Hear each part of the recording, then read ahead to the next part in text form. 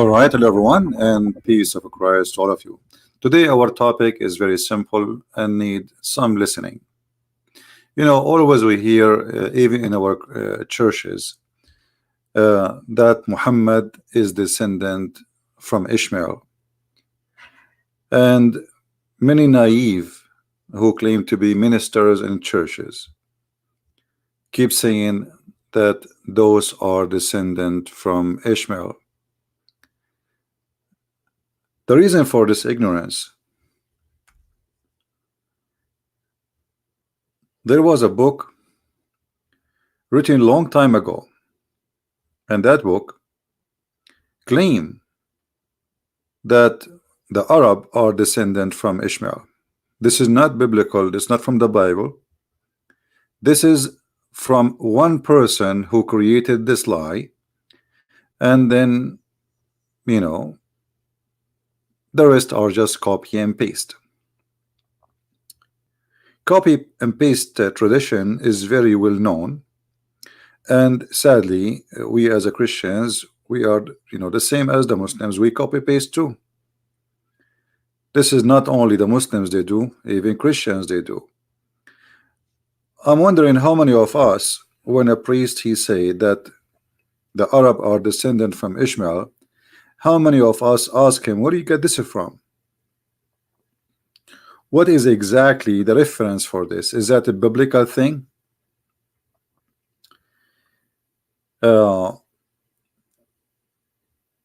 This is all goes to the 10th century, when one person he wrote a book, and then the rest just carry on. However, the word Arab, it is not even a name of a nation. This is how ignorant and foolish a human being is. You see, I am an Arab, but doesn't mean that the Arab are an ethnic. When we say Arab, we mean people who live in the desert. The word Arab is coming from the Aramaic language. Aram is a person who live in hills, in the top of mountains. So the Aramaic are people of mountains. The Arab are people of the desert. You see, in the old days, the names have a reason. And today it should not be a different. I mean, we give names to identify objects or even a person. So when we say someone is an American, well, American whoever carries citizenship of America, but doesn't mean that American is really an American, which means he is really from America. As an example, me myself, I'm not born in America. I am an immigrant, but yet I have an American passport. So who live in America, they call him American. If he is a citizen, he have the rights of a citizen. He is a permanent living person for whatever years, they call him American. But in fact, not everyone who live in America is an American. Same time, if America is a name of a land, and those who live in it are given the name from it, so how come we don't look at what happened to Arabia? Arabia is a desert. This is Arabia, the desert. So the Aramaic, there are people who being given the name from Aram, their grandfather supposedly, and Aram is a person who live in a highland, so he is a person who is a highland living person. Let us say the name is sweet where he live. The name fit with where he live.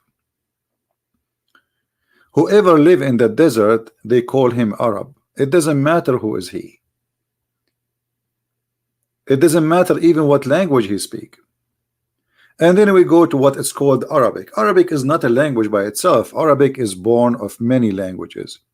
This is why if we go and open the Quran right now, we will see Muhammad, he have no choice except using hundreds of words which have nothing to do with the local language, which is, let us say, if we can say this is language, then we have to use we have to come with an idea where this language is independent. But you will see that the Arab or what we call Arabic language, is a collection of Ethiopian words, Aramaic words, Hebrew words, and Persian words, etc.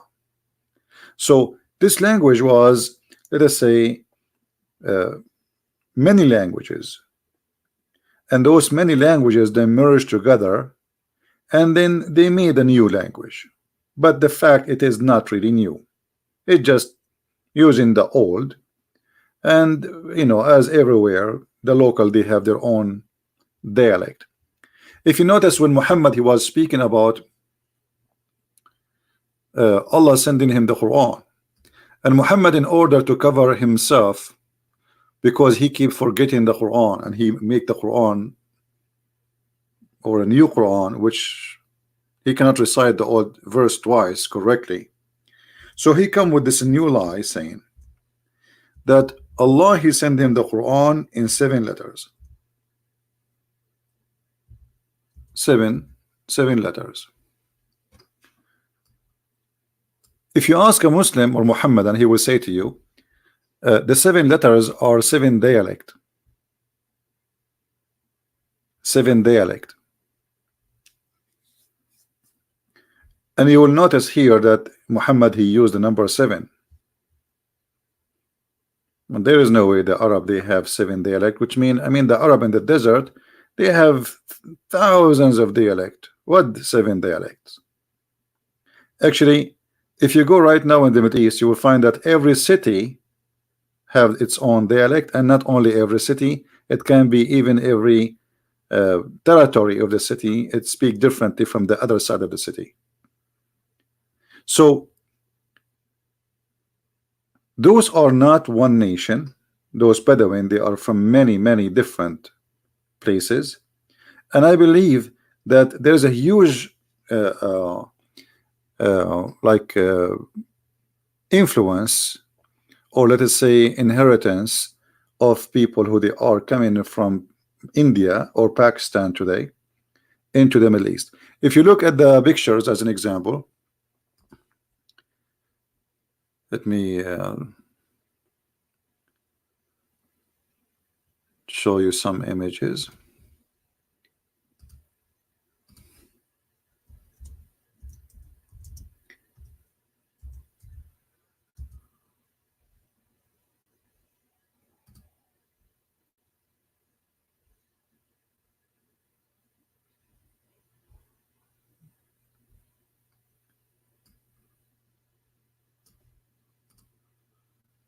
This is the Prince of Qatar today, the one who is ruling Qatar. If I say to you, this guy from Pakistan, you will believe me, right?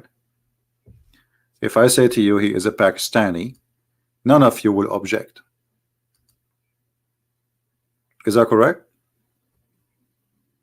None of you will say no, it can't be. Actually, he look 100% Pakistani. This is his father.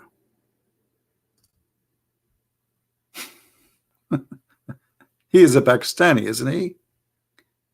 Now, if we go and look at the map, you will find that those, Pakistan is really close to us. It's just a few hours by ship, and you will be in Pakistan. And that explains a lot about all the ritual practice which happened around the Kaaba. Around the Kaaba, people, they dress like Hindu. They have a sheet. They show one shoulder. They shave their head. They wear a sandal. They have a black stone, and they go around it.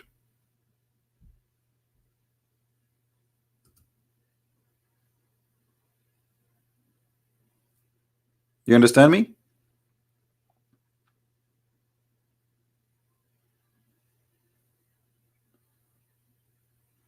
There's nothing is called Arab. None of those two people call them Arab are Arab. Arab is whoever live in the desert, they call him Arab, and the one who gave them the name is the Aramaic. So the Arabia is a desert, and the Arabian is those who live in the desert. If the Aramaic now exists in America, and you live in Arizona, they will call you Arab. You live in Las Vegas, they will call you Arab. All right. However, this is not really our topic, but just to give you an idea, little bit about what we will talk about.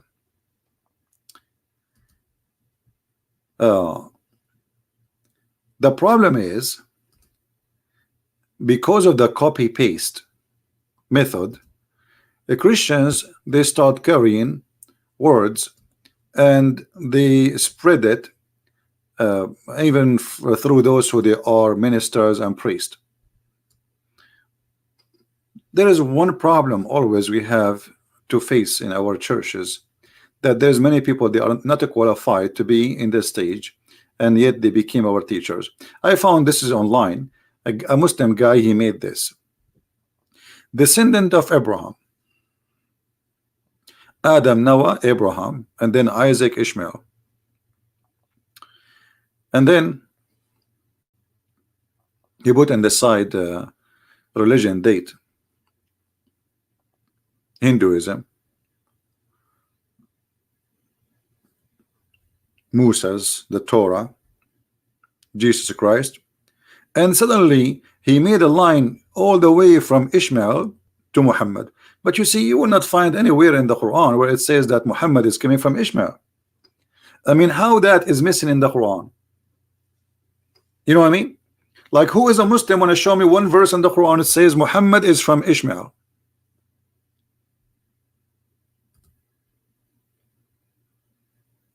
Any Muslim?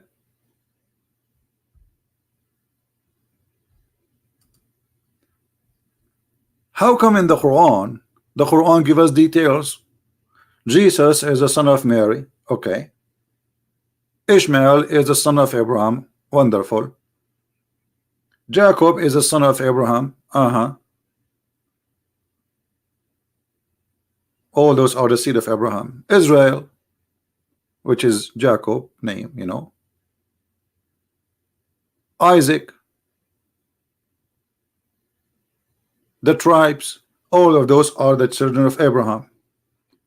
But where is Muhammad, the descendant of Abraham? Where in the Quran it says that?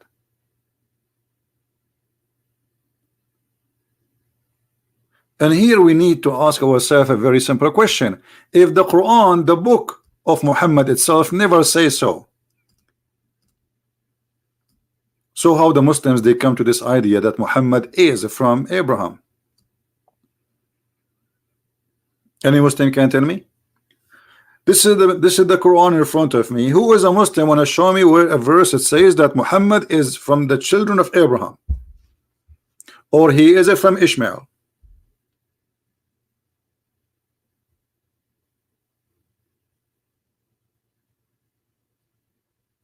Anyone?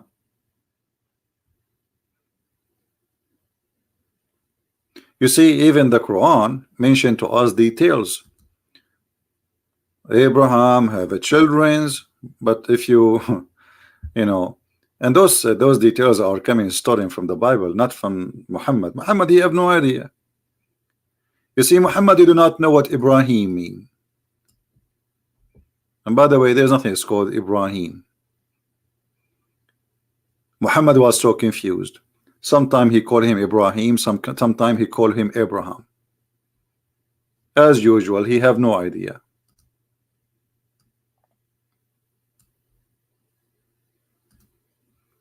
And now in the Arabic Quran, in all print, they took all the words which was coming as Abraham and they make it Ibrahim. So now there's no one verse is saying Abraham and the other one saying Ibrahim. Now they made all the verses Ibrahim. But those who they are Muslim and they have you know, let us say knowledge, they knew that the Quran, in the original Quran, there was Abraham and there was Ibrahim. And if there is a Muslim would like to call me to prove it, I can, no problem, you know.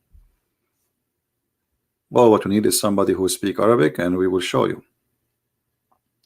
So the Quran speak about Abraham, but he do not know who is Abraham. And how we know that Quran does not know who is Abraham? The Quran claimed that the guy, his name is Ibrahim, his father, his name is Azar.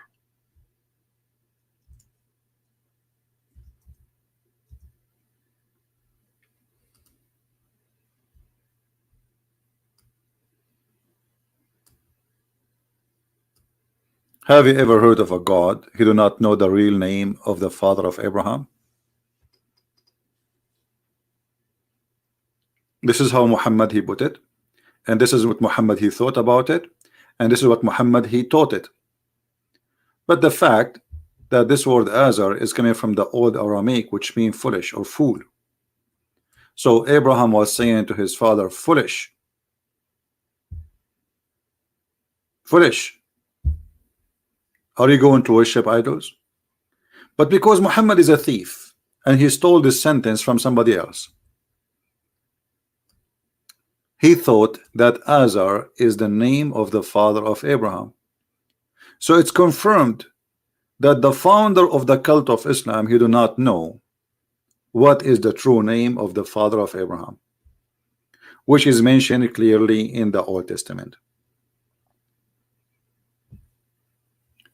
So the Abraham, the person we speak about in the Quran, is a stolen, let us say, copyrighted story from the Old Testament. And the thief, he did some change because he's a fool. He thought by doing some changes, people would not notice that he's a thief.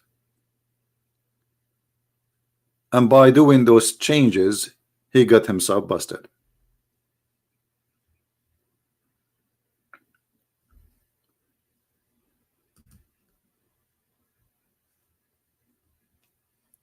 Anyone who is a Christian and he say to you that the Arab is from Ishmael, tell him, show us the verses in the Bible, please, where it says so.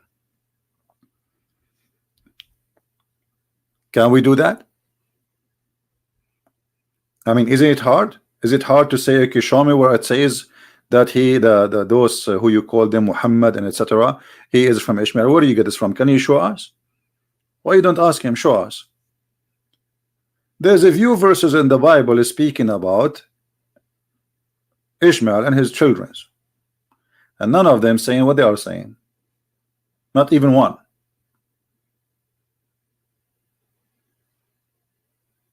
This is the copy-paste priest.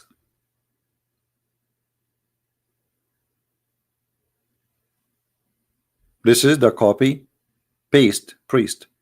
He's a fake priest. Or let us say he's lazy.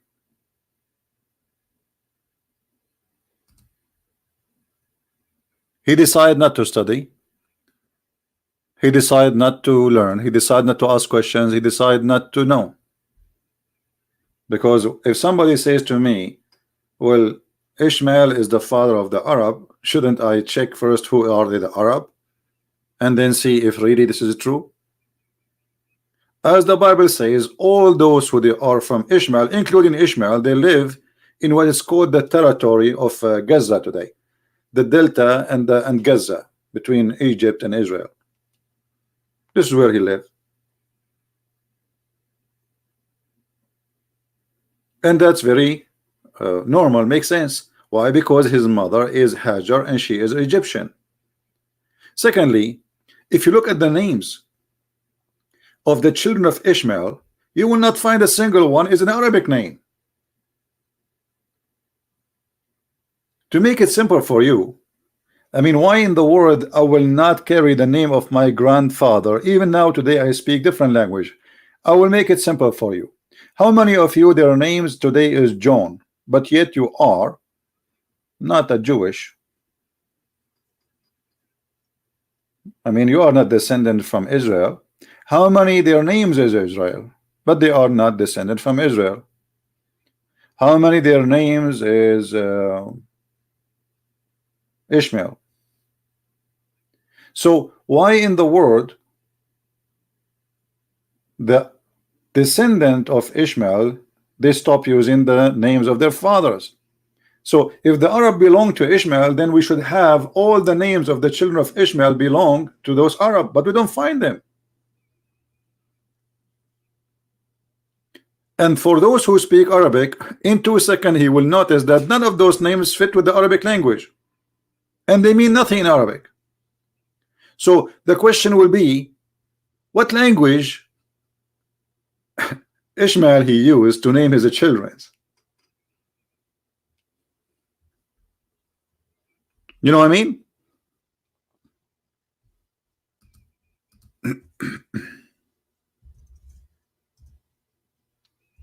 Do we have any Muslim listening?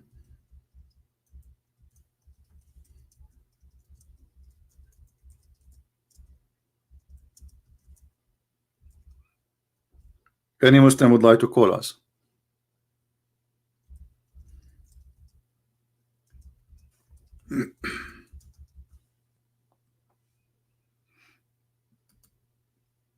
No Muslims?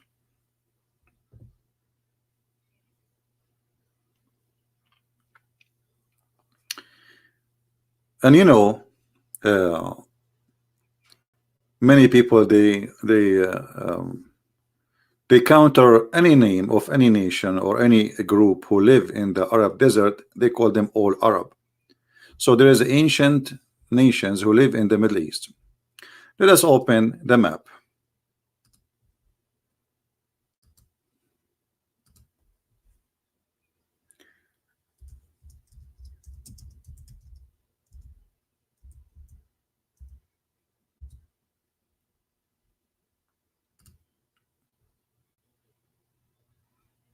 All right.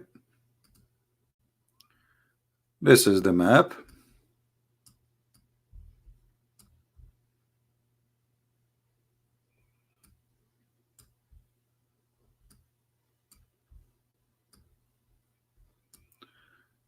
Let us try to make it more clear. All right. If you look at this territory, you will find that this territory hold many ethnic groups. Many. Abrahamic, the what they called Al-Kanaaniyin, which those who live in Gaza today, the Nabatean who live in the desert of Jordan. I mean, many groups, but those are not connected. They have nothing to do with each other. They are not from one nation. They don't speak one language. They don't even have the same look. They don't even have the same face.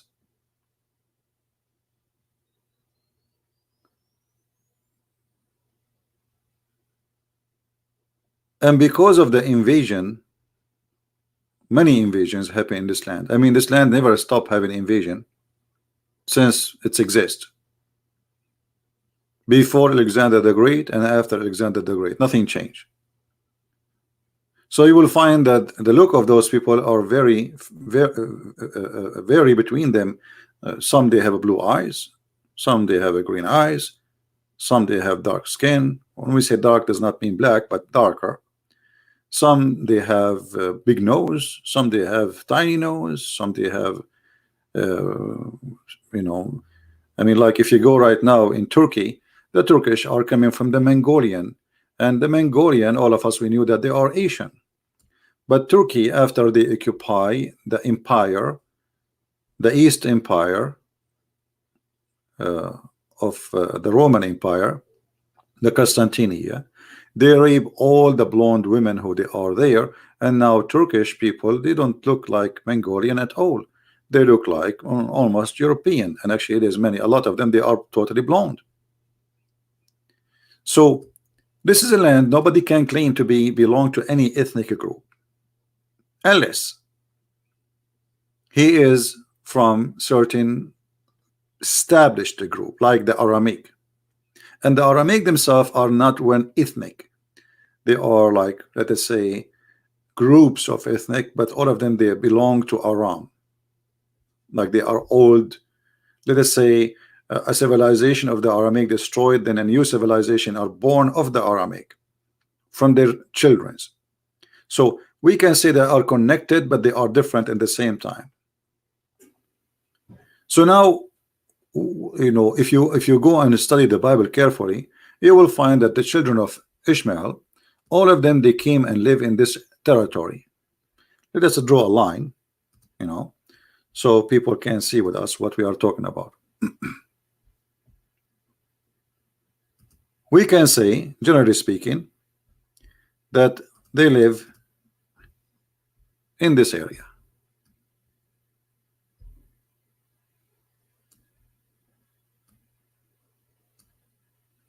That's it. They did not go anywhere, and obviously the mother Hajar herself, she is from there. This is why she came back to where they belong. Abraham, he sent his wife, he said to her, you are free to go anywhere you want, and she went out with her son. And it's very normal for a woman to go back where she is coming from, and she is an Egyptian, and the Bible says that clearly. And this is Egypt here. This is the border of Egypt. Cairo is less than maybe 200 miles away.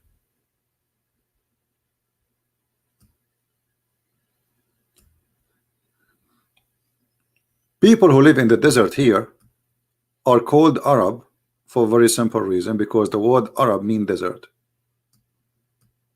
Any desert, anyone who live in the desert, he is Arab. So if you live in the desert of Syria, in this area, or Iraq, you are Arab.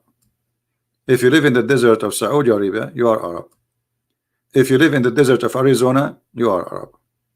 Arab is not an ethnic, it's not a nation, and they don't have one father. Even in Islamic books, they confirm that Ishmael, he learned Arabic. If you have my book, The Deception of Allah, you will find the Muslims agree that Ishmael, he learned Arabic, according to them, at the age of 14. So how the father of the Arab learning Arabic from the Arab? Do you understand what I'm saying? If I go right now to China and marry Chinese, and I learn from the Chinese, how that in the world will make me the father of the Chinese? That will be the most silly, stupid thing ever to say.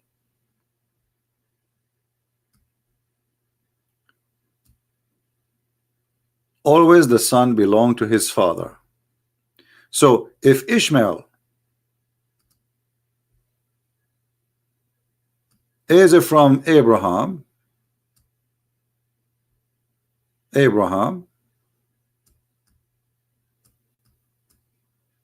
that means Ishmael consider himself Abrahamic, and that explains all the names we see, which is descendant from Abrahamic, not from Arabic or anything.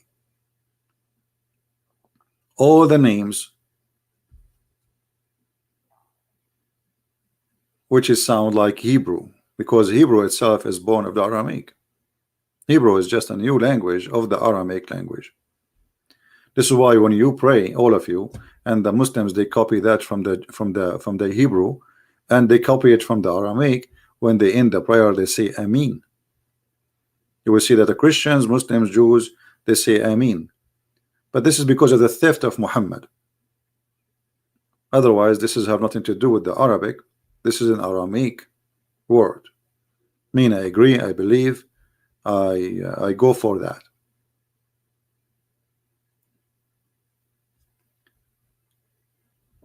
Additional to all of this, not only the Arab, they are not one nation, and there's nothing is called Arab as a nation.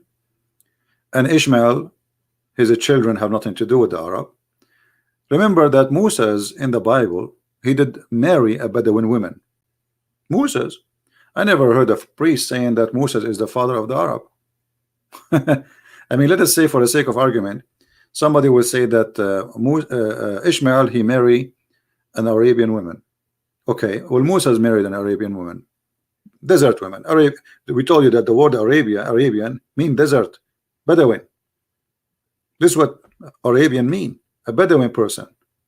You see, if you go to the Quran, if you go to the yellow pages of Muhammad, you will find the following. The Quran called the Bedouin Arab.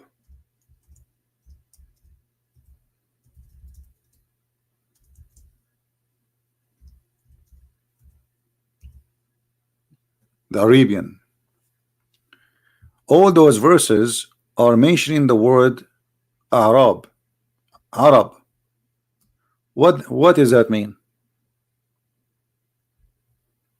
What does that mean? Bedouin. Do you see it? Do you see it? This is the translation. But in Arabic it says the Arab. In Arabic it says the Arab. In the translation is coming as the Bedouin, because this is true. This is what it is. Those who live in the desert. You know what I mean? Same as the word Bedouin. This is in Aramaic. Bedu.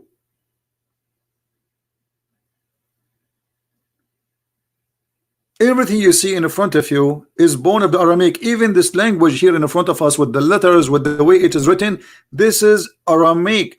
This is, you know, like the font changed, etc. But it's still, it's in the origin of it. It's Aramaic.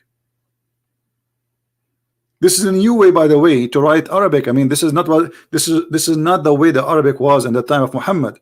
In the time of Muhammad, it was almost 80–90% of it written like Aramaic. And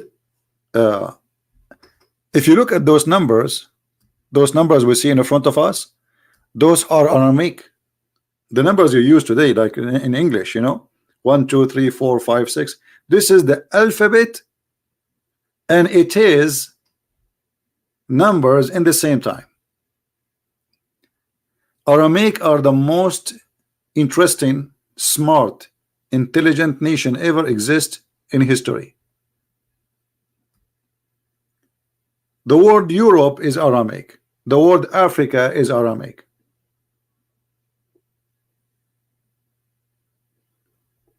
All the numbers you see, you use today in English, those are coming from the alphabet of the Aramaic. The Aramaic alphabet is numbers.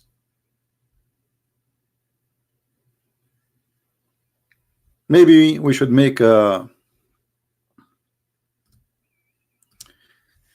let us see.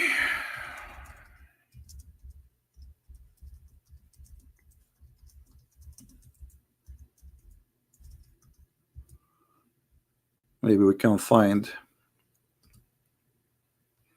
something to help.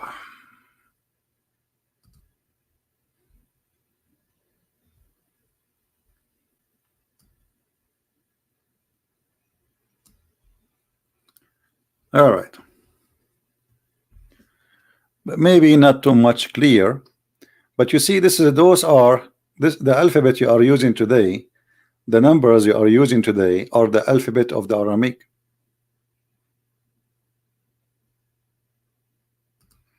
And the look it change by time. The look change. Like number 1 is Aleph, A. This is number 1. You know? Number 1, number 2, number 3, number 4, number 5. So this is an alphabet which is contain numbers at the same time. This is why you know, if you remember, in the Quran we have words which Muslims cannot understand.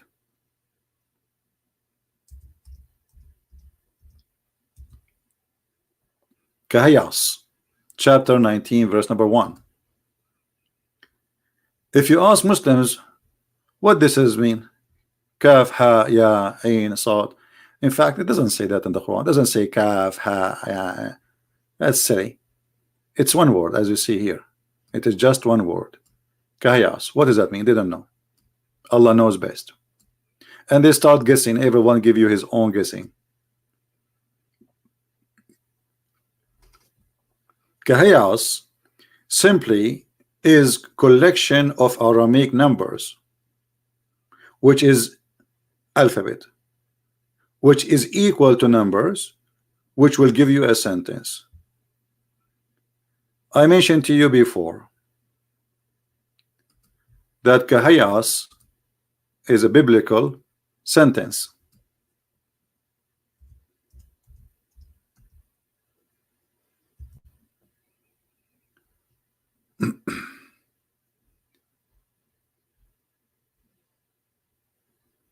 Let us show you.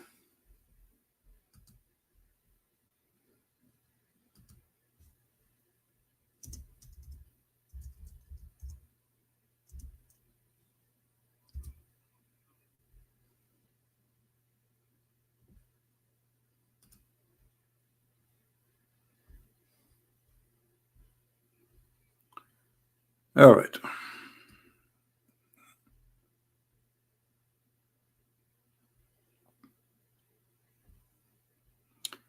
I'm just trying to find.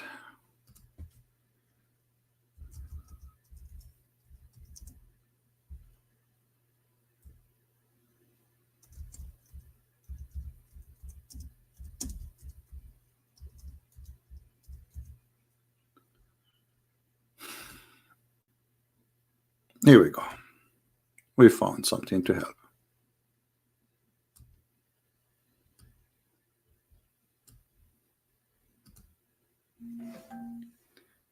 If you look here,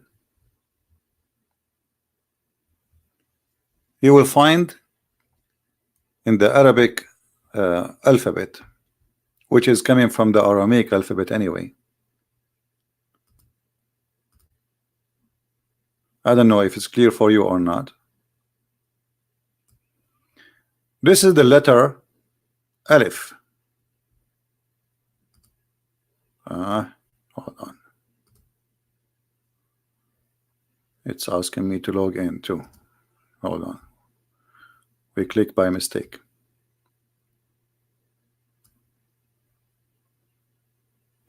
Let me take a snapshot, so because each time I click in it, it's asking me to go and log in. It's an image in Google, you know. All right, take selfie.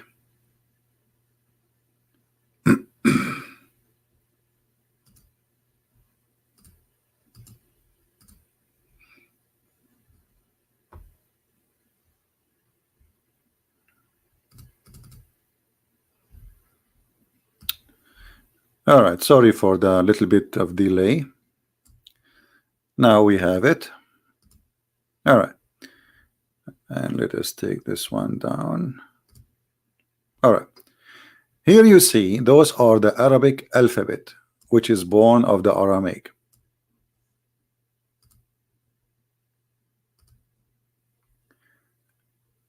Letter A is equal to 1, letter B equal to 2, etc. So like you go by the alphabet, and you will notice with me that this is how to explain to you how this thing work, because maybe some of you will be confused why the letter here is equal to 1000. What does that mean?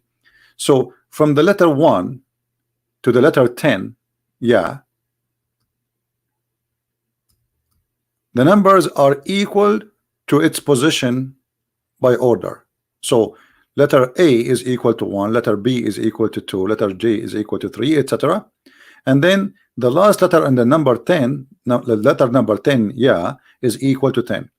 Then right that after that, the letter number 11 will be double of the previous number before it.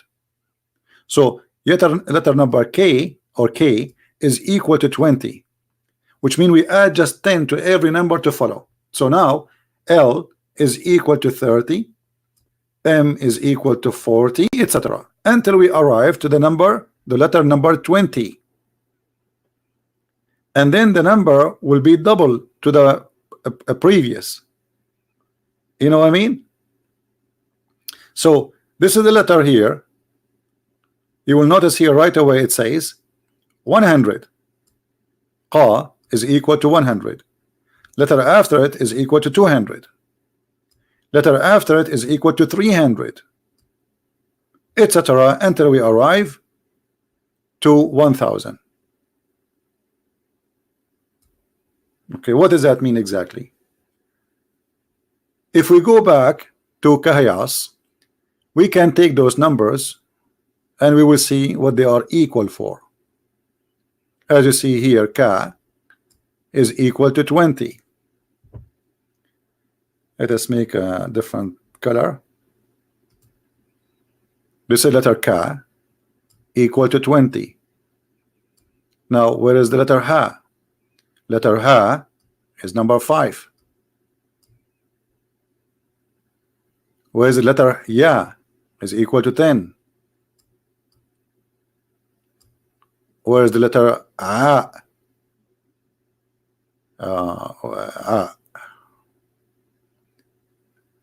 Find me A. I forgot how. Here we go. Is equal to 70. And then the last letter is Sod or Sa. All right, and this is Sa.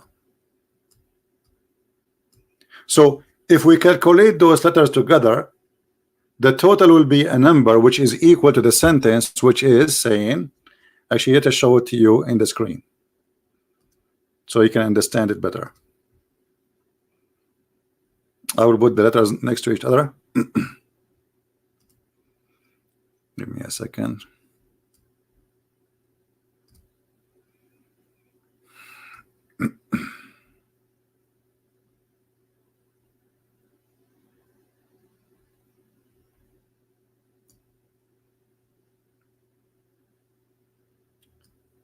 All right.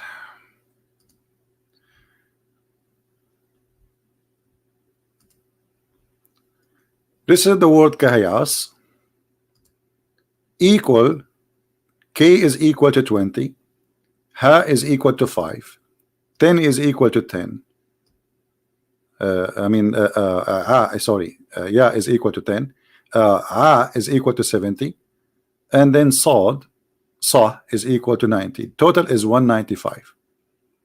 The word the Messiah by letters is equal 1 plus 30 plus 40 plus 60 plus 10 plus 8, and every number is equal to what? To the alphabet, to the letters. This is the word al-Masih, equal to 149. Kahayas is equal to 195. The word Ilahi, which means my God, is equal to 1 plus 30 plus 5 plus 10, 46. Kahayas mean al-Masihu Ilahi, which means the Messiah is my God, 195.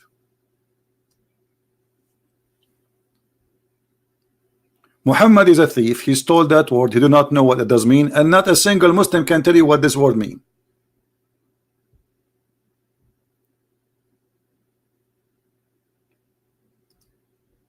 Because simply it is not a word. It's a coding. The Aramaic, they used to use coding, especially after Christianity spread between them. So the Roman, they start discriminating. Anyone who follow Christianity will be killed.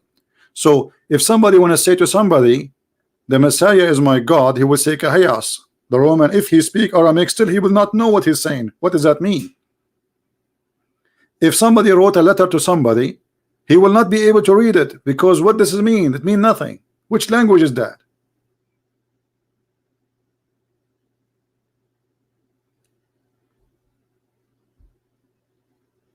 Right?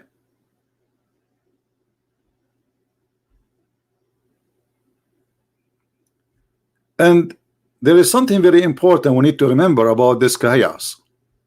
Where we find the word Kahayas, anyone remember? Just to show you that this is about the Messiah. It's very clear. If we go to Kahayas, you will find that this is in the chapter of Mary. You see it?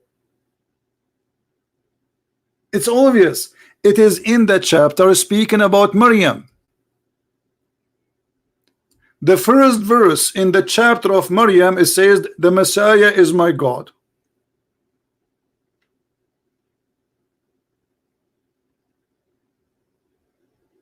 Do you see it?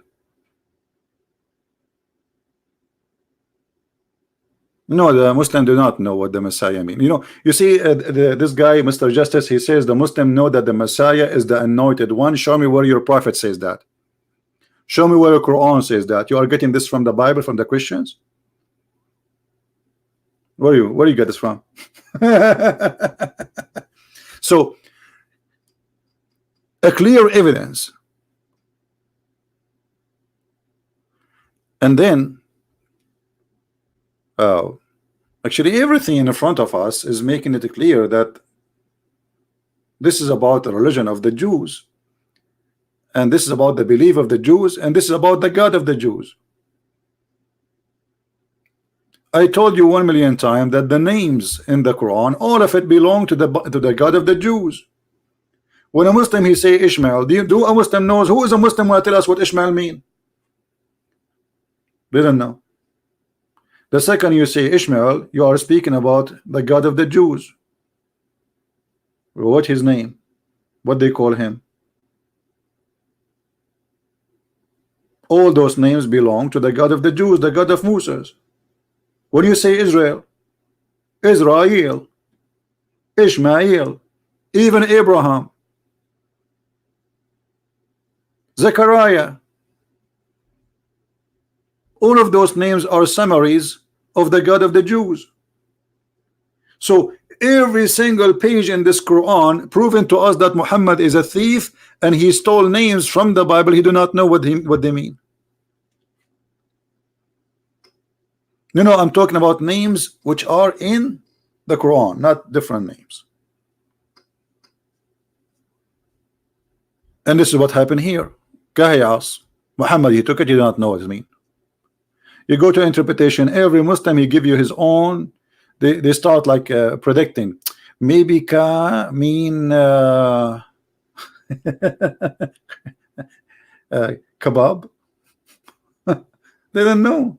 They have no idea.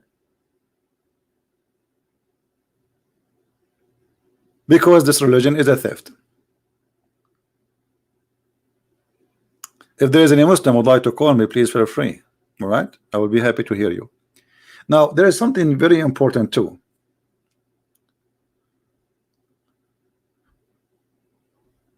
Do you know what Jesus said even to the Jews who they are real descendant from Abraham?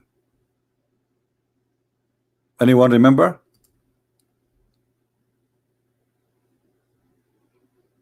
Just to show you how we as a Christians, we are not really studying very well.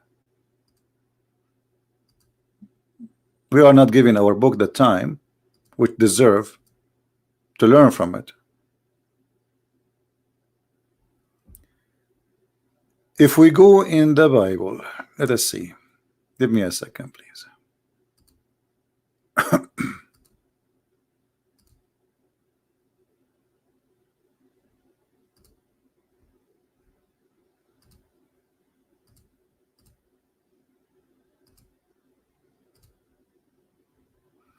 All right. If we go to the book of John, the Bible, according to our beloved disciple John, when the Messiah he went and he spoke, he was speaking to the Jews. The one who around him is the Jews. The Jews, they said to him, and they keep repeating to him, we are the seeds of Abraham. We are what? We are the children of Abraham. They are proud.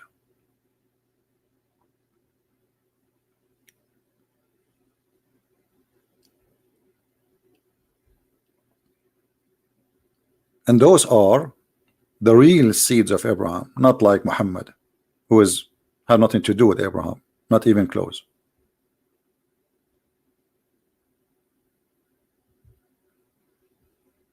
They said to him, are you greater than our father Abraham, who died, and the prophets who have died? Because the Messiah, he said, whoever keeps my words shall never see death. So they were wondering how that can be. what this person is talking about. Are you greater than our father Abraham?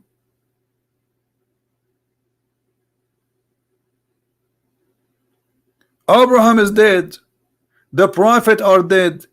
And are you saying whoever keeps my word shall never taste death? Are you greater than our father Abraham, who died, and the prophet who have died? Who are you making yourself? Yeshua said to them, If I glorify myself, my glory is nothing. It is my Father who glorify me. He of whom you say he is our God, and you do not know him, but I know him. And if I had said that I do not know him, I myself would have been a liar like you. But I do know him, and I keep his words. Abraham, your father, desired to see my day, and he saw it, and he rejoiced. The Jews, they were saying to him, you are not 50 years old, and you have seen Abraham? Yeshua said to them, timeless truth I speak to you. Before Abraham, I am exist. I am the living God.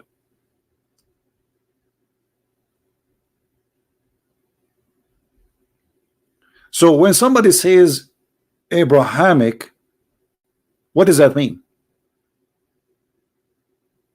Based on this verse we just saw, we saw in the front of our eyes. Anyone understand what I'm trying to say to you?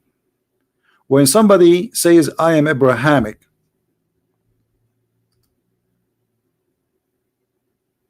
no screen, I apologize, sorry, hold on, it's my fault. It's all right, no problem. I mean, the book of John, you know, the book of John, you can open it from your side. So when somebody says I am Abrahamic, what does that mean exactly? Based on the verse we are showing you. I did not open Skype yet, I will open it soon. Anyone knows what I'm trying to say to you?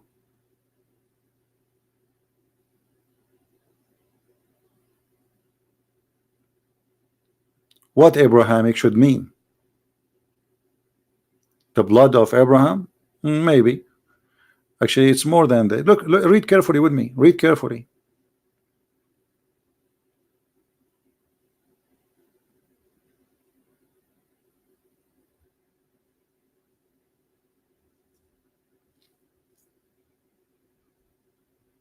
Anyone can help me? Believe in Jesus, exactly.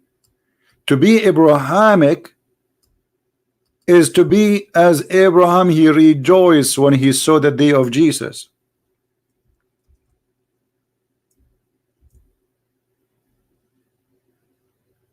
Is not just someone, he is descendant from Abraham. Jesus said to them, well, if you are from Abraham, then do the work of your father.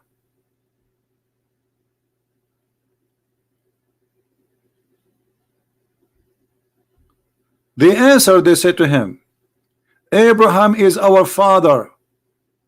Yeshua, he said to them, if you were children of Abraham, you would have been doing the work of Abraham. And what Abraham he did? He rejoiced by seeing Jesus. Do you understand?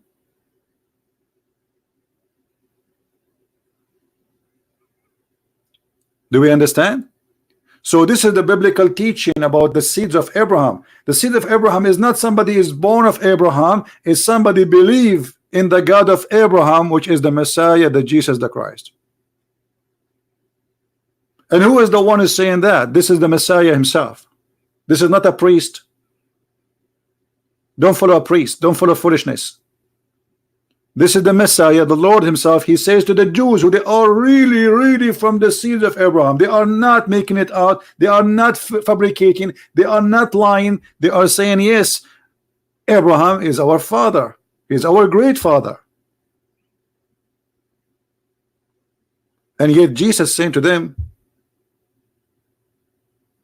well, if you are of Abraham, then you do the work of Abraham. Obviously you are not. So according to the Messiah, the one who considered to be from Abraham is the one who rejoice for the name of the Messiah, as he said here, Abraham your father desired to see me, to see my day, and he saw it and he rejoiced, which means he worshiped Jesus.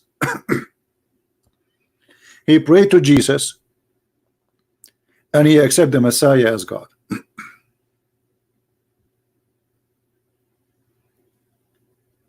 Do you see it?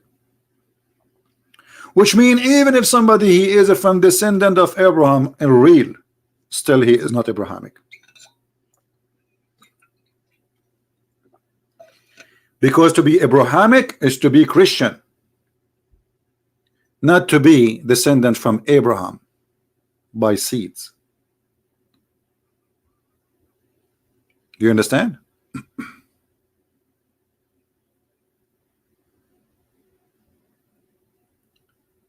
And if the Messiah himself did not accept the Jews to be calling himself Abrahamic, I mean, who else can claim to be Abrahamic?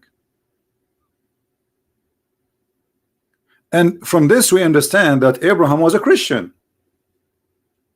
Correct? Abraham, he is a Christian. He is not Abrahamic. He is just a Christian like us. What Abrahamic mean? Following, believing in the same God of Abraham. Well, this is the God of Abraham, the Messiah. Abraham, your father, he desired to see my day. And when he saw it, and we know the Old Testament speak about God, the Lord, he came to Abraham as a man in the flesh. And the Muslim, they say to you, where in the Old Testament it says that God became as a man.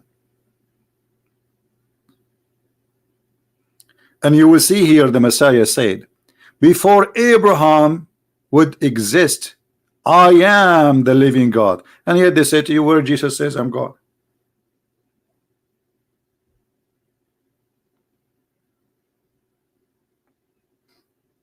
I hope we learn today something very important, that Abrahamic is those who they are Christians, not even the Jews who refuse Jesus. Do we understand? For Abraham himself is a Christian.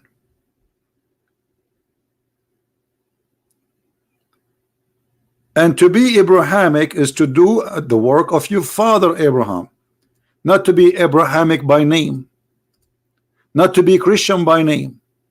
This is why the Lord, he said, many they will say to me, Lord, Lord. And then he will say to them, depart from me, I do not know you. Go away. Who are you? Not everyone says to me, Lord, Lord, will enter the kingdom of my Father, but the one who do his will. So you call yourself Abrahamic, you call yourself a Christian, you call yourself worshiping the true God, call yourself whatever you want. From their fruits, you will know them.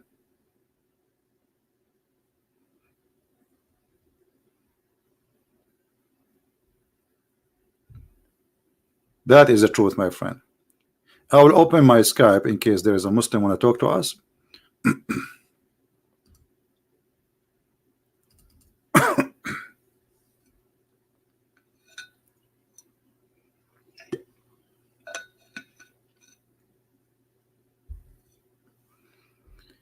All right, we are logging in.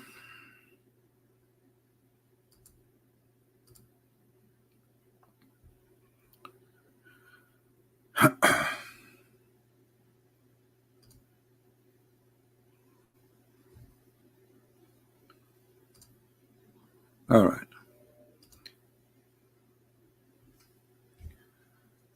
Call me, please. The Muslim who said he want to talk. I just send you a text message.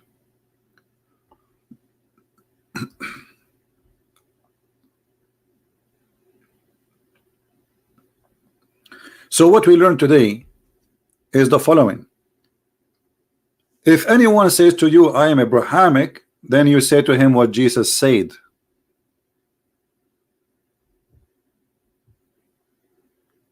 You answer him as Jesus said. Look what Jesus said to them. I know you are the seed of Abraham, but you seek to kill me because you cannot comprehend my words.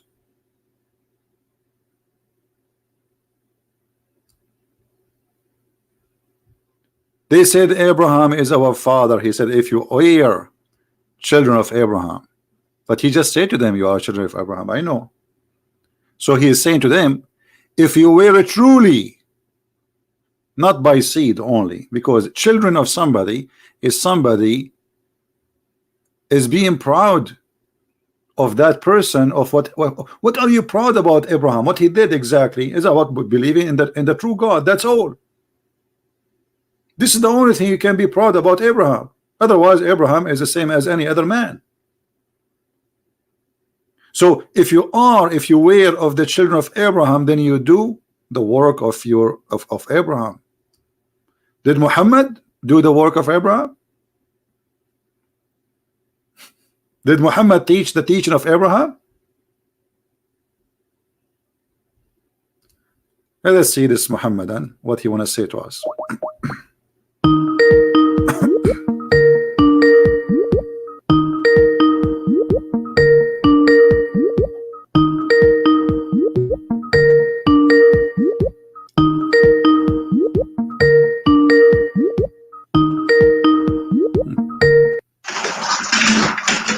Hello? Yeah. Yes, my friend, you are live on here. What do you want to say to us?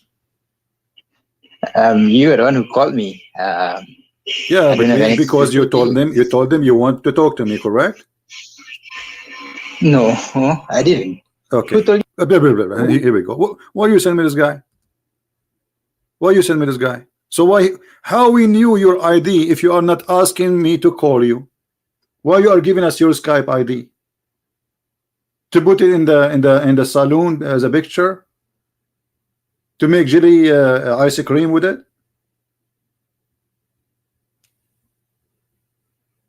So you are posting your ID for us in Skype to call you, or to just to say hello? What is that?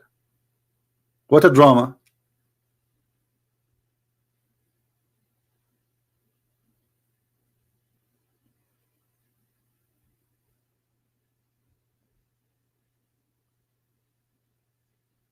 They keep posting their ID, I challenge you, call me, okay. And then we call them, they say, why you are calling me?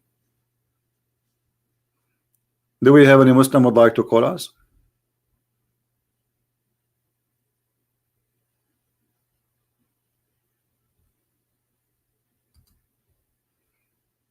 Anyone?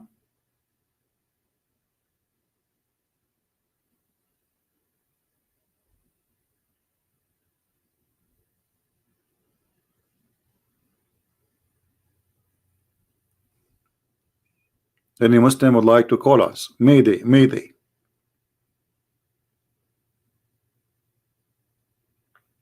Any Muhammadan? No problem. So let us make it clear that the Bible is more than just a book. You see, the Messiah, he said, you want to kill me because you cannot comprehend my words. Correct? I know you are the seed of Abraham, but you seek to kill me because you cannot comprehend my word. So anyone who cannot comprehend, and obviously they don't want to comprehend because they don't want to comprehend. It's not because Jesus making it complicated. They don't want.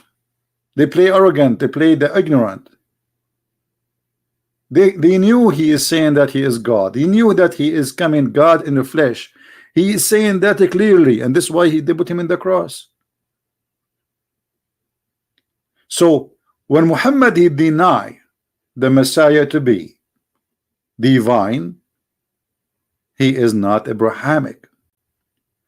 When Muhammad he denied the Father and the Son, what the Bible says? Who is the liar? Who is the liar? The liar, the Antichrist, is the one who denied the Father and the Son.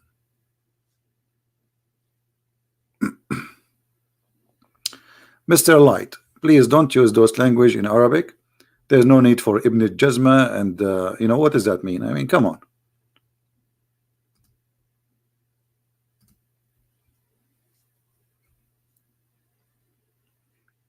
Do we have any Muslim would like to call us?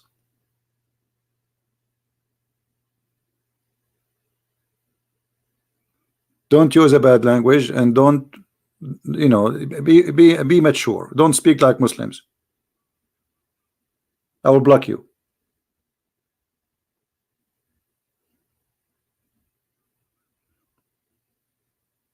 Anyone?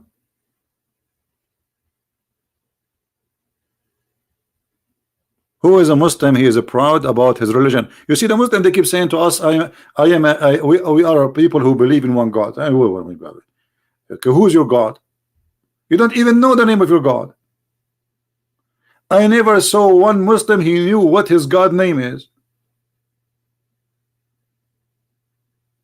And I can prove it to you right now. Who is a Muslim when I tell us the name of his God? They don't know.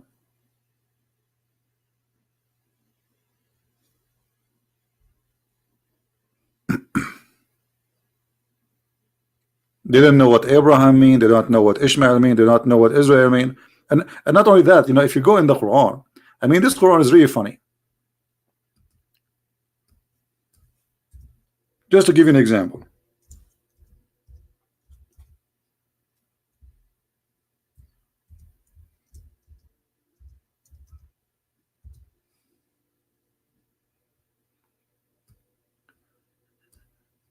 In chapter 6, verse number 84.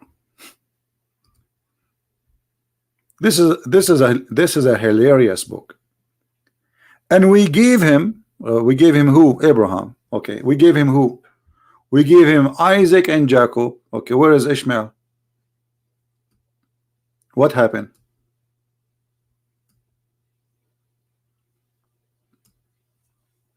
What happened? If Ishmael was the elder in the family, how you mentioned two before the older?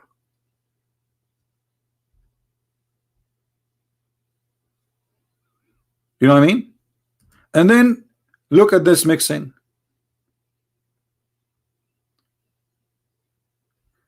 And we give him Isaac and Jacob and guide each of them and Noah. What Noah have to do with this guy?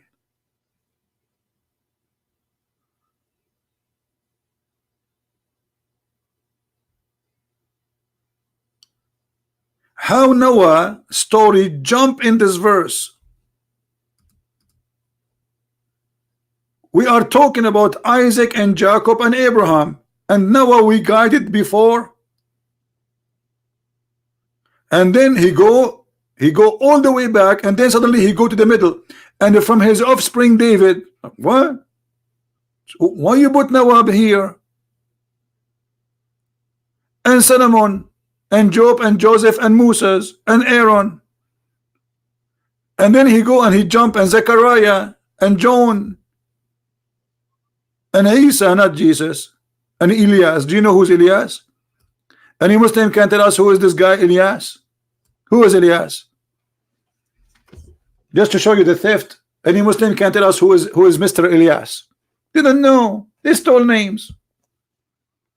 And then suddenly he go back to Ishmael. Like, but now you remember Ishmael? You remember Zechariah and John and Jesus and Elias and Ishmael? What Ishmael is doing here?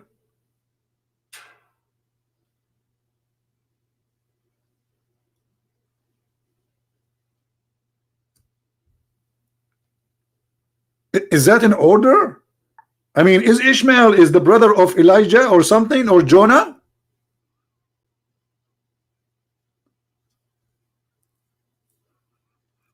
What is this? Shish kebab, hummus. I remember when like we were young kids, we went, to the guy who make hummus, and a fly fell in the hummus. Fly. My cousin, he saw the fly. He told him, the fly, there's a fly here. The guy, he keep moving the thing to smash the hummus, and he says, where it is? It's gone in the hummus. He smashed it inside the food. And this is what the Muhammadi do. He put Ishmael in the hummus. And now you have to find Ishmael. And where we can find Ishmael, we find him after counting Noah, David, Solomon, Job, Joseph, Moses, Aaron, Zechariah, John, Jesus, Elias, and then Ishmael, Elisha, Jonah. I mean, what is that? Lut.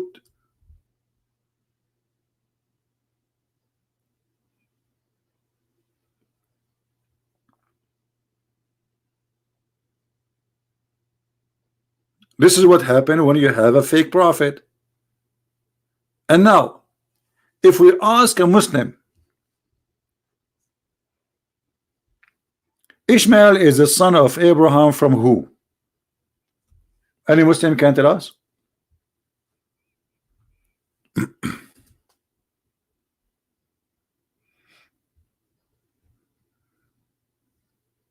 Anyone? How we will know Ishmael? How Abraham got Ishmael? Where we can find the story about Ishmael in the Quran? The Quran have time to tell us about the ants speaking to the ants, but we cannot find any information about Ishmael.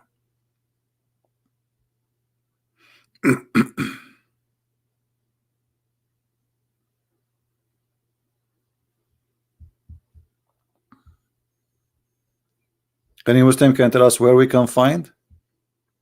How we can find who is the mother of Ishmael?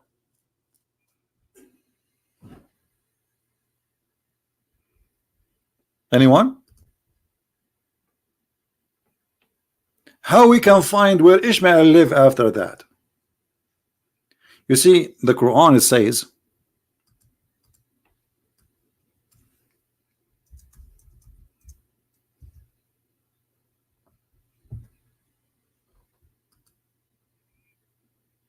and remember when we made the house a place of reward for mankind and sanctuary, take the venue of a prayer from Abraham's station.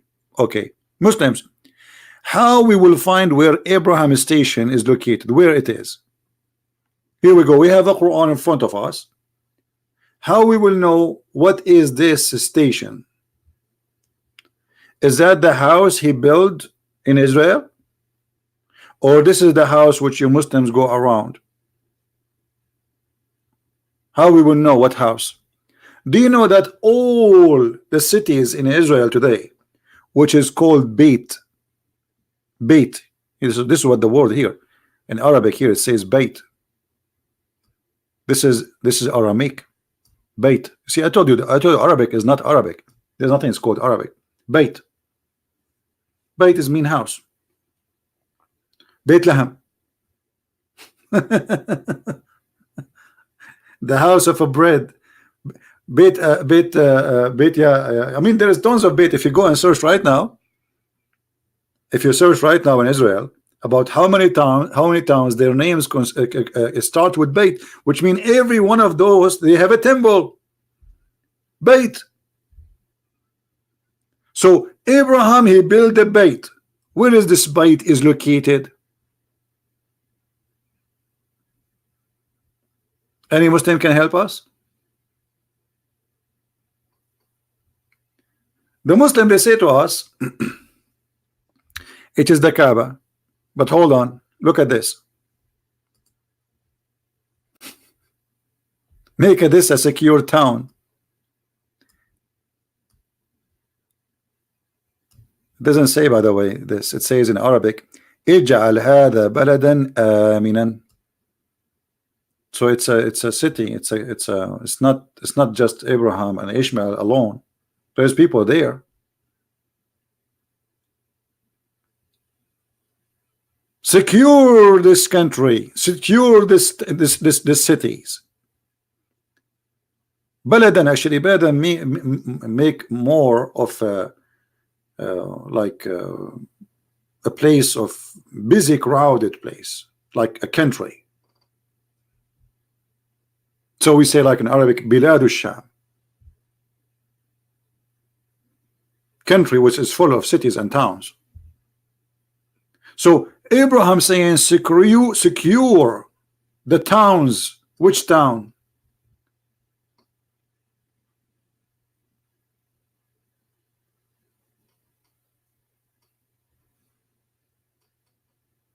Which city? If we search in the Quran, we will find the following. There's mention in the Quran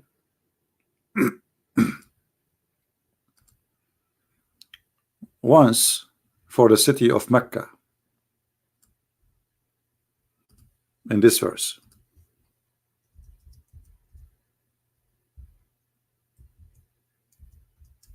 Okay, where we can find the city? You see here, you notice that the temple which is in the house, or let's say the temple which is in Mecca, is called the sacred mosque, al-Masjid al-Haram. Allah did not call it Bayt in this verse. Masjid. What happened to the word Bayt? Where is the word Bayt? Where we can't find this Bayt?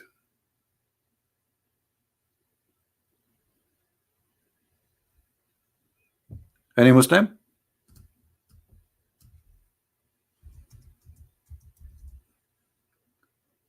Islam is a collection of hummus. Nothing makes sense.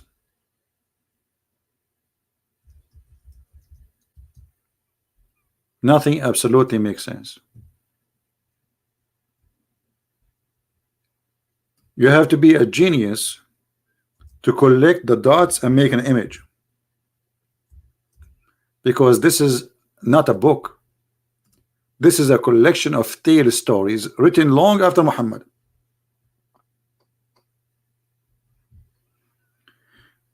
Another verse in the Quran, this is the only verse mentioned in Mecca, 48:24, and there's nothing there.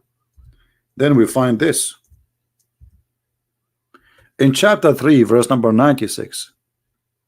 Look at this. It says, indeed the first house to be set up for mankind is the one at Bakkah.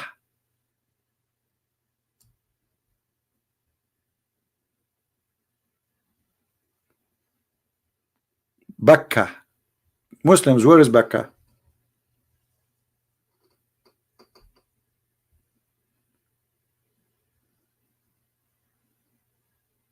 Is that where the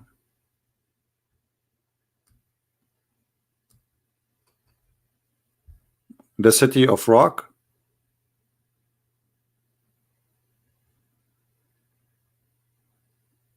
The Betra? Any Muslim can tell us what Bakkah mean?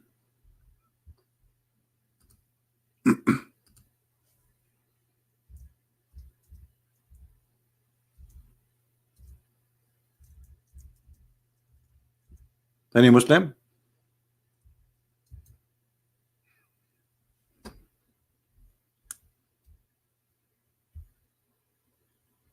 What Bakkah?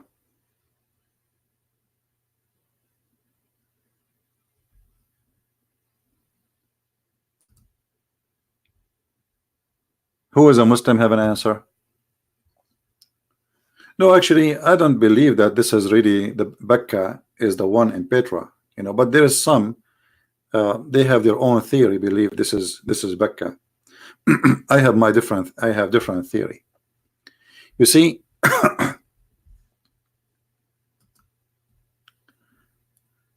Mecca is the same word as Bakkah.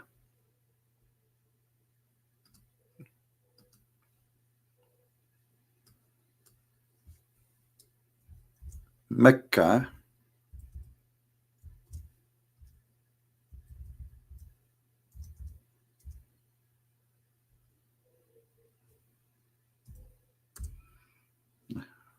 I don't know, this typer is very slow. So Mecca and Bakkah, the difference between them is the first letter. And that because the way some people they pronounce it, and because Muhammad is collecting religion from others, so sometime it is Mecca, sometime it is Bakkah. However,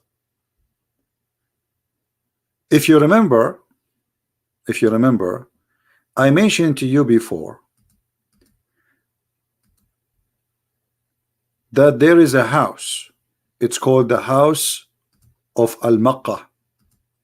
The letter Ka in some dialect appear as Qa. See, this is the letter in the middle of the letter of the word Mecca. You see, for you in English, no, word disappear. In English, you say Mecca because you don't have equal letter. You use letter Sin for the letter K. Right? This is letter K. Letter K in some dialect appear as Qa. The same as like now in Egypt, when they say J, they say go, go. They don't say George, they say Gorge, or I don't know how to say it. Geet, he don't say Jeet, he say Geet. So Ka in some dialect is Qa.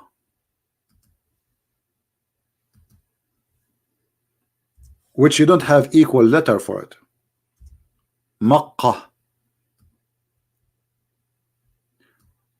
Makkah and Mecca, both of them mean like coming from like a dry land where you have to suck the water from the ground. However, this is not really where the origin of the name is coming from. Makkah is a name of a temple exists in Yemen. You can go right now and search in a private Google for Temple of Al-Makkah. Let us do that.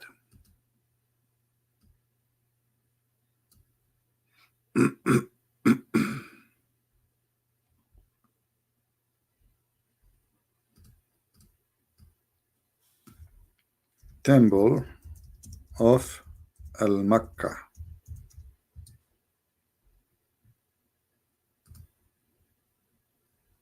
Here we go.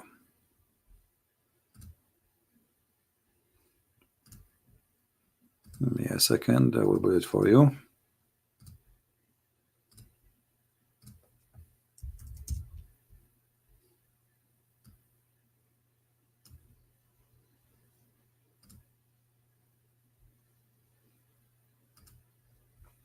This is Al-Makkah temple.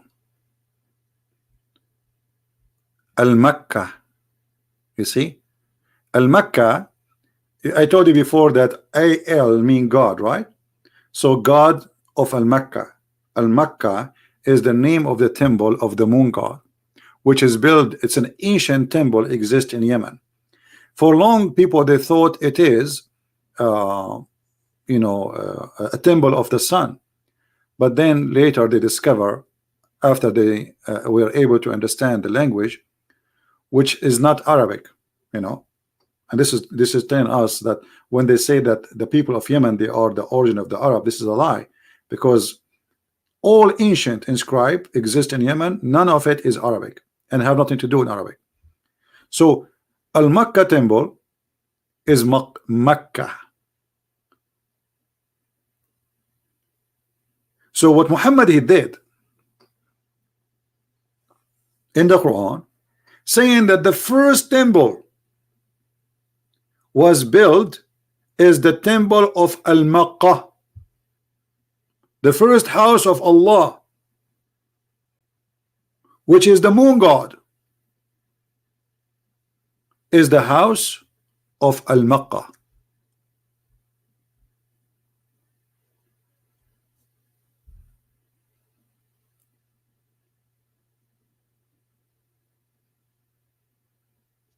Are we learning?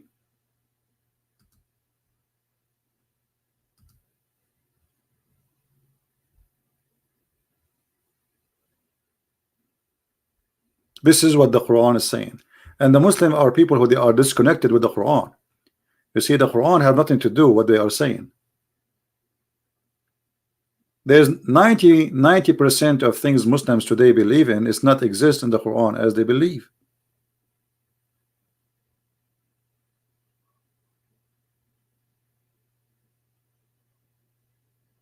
I told you Mecca is the same as Makkah. You see, the Arab, the bend in the location, they say, instead of saying the letter M, sometime appear as B. I will give you an example. We Arab, we say Yeshua to Yeshua. So where is that coming from in Arabic? It's coming from the Aramaic. Aramaic, sometimes they pronounce the letter as sheen, as seen, like Sams and Shams. So until now, there's people they say Sams and Shams. Sams mean sun, Shams means sun.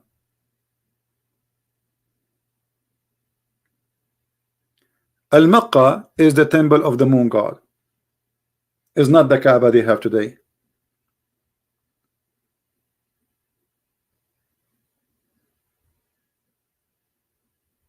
Are we following?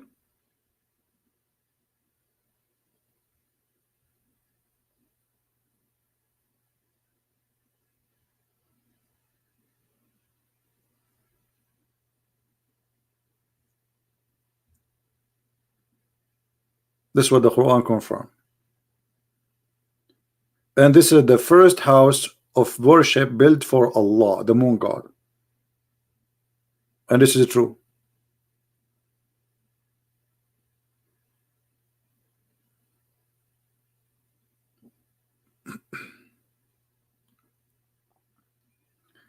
How are you, Mr. Muslim? Are you a Muslim, my friend?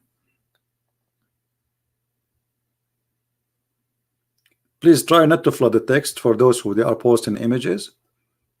We appreciate if you post a text which is useful and not silly. Do we have any Muhammadan who would like to call us? Prove me wrong. Prove me wrong.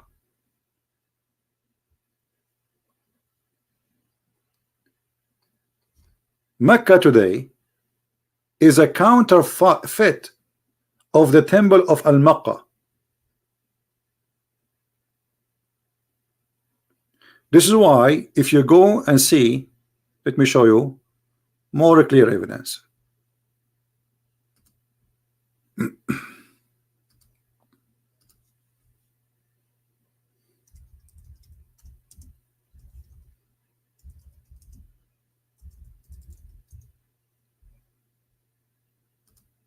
All right.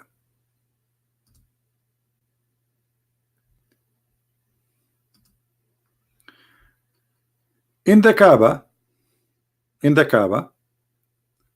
there's a corner. Let us show you. Look at this pagan cult. Look how they want to kiss it, they want to touch it. You know, this is called the Yemeni corner. The Yemen corner. Why it's called Yemen?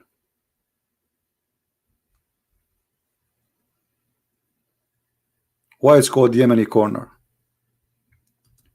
Because here there's some stones they don't fit with the other stones. Do you see it with me? Do you notice, guys? Do you notice that those stones look different? They are not the same.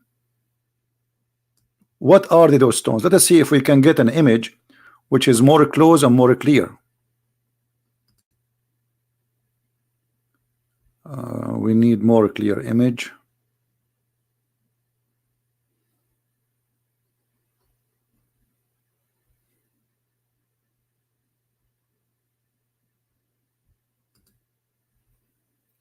Those are stones were taken from the temple of Al-Makkah.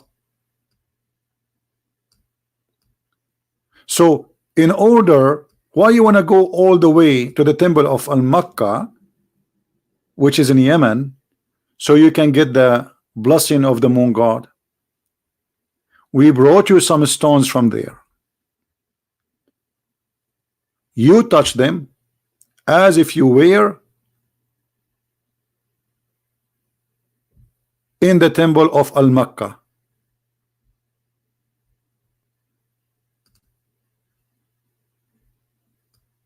You know what I mean? Those are holy rocks from the holy temple of Al-Makkah, the moon god.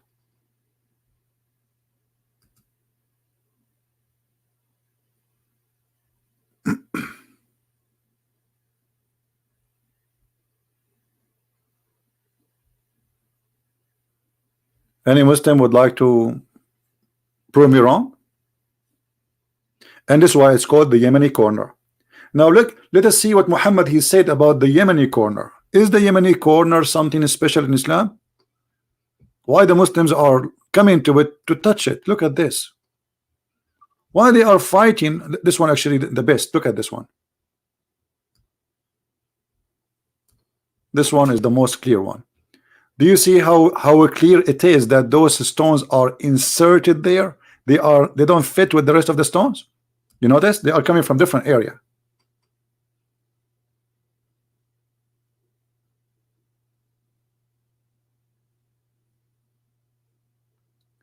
What Muhammad he said about these stones, anyone remember? No, they are not really totally black. They are different. You see, the stones of the Kaaba are totally black because they are a volcano stones. Those are different. What Muhammad he said about those stones? The Kaaba, the reason they cover it because there is a guy who went to different areas supposedly, and he learned that the pagan in different area they cover their gods. So he decided to do the same for the Kaaba.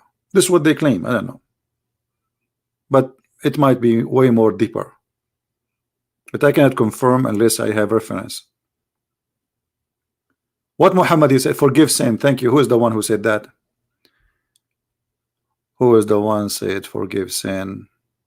Sahih Christian, how are you, my brother? Sahih Christian, guys. This guy, I know him. I don't know, 15 years, maybe more, maybe 18 years. I'm not sure. He's a wonderful buddy. He's a wonderful Christian. God bless you and your family, my friend.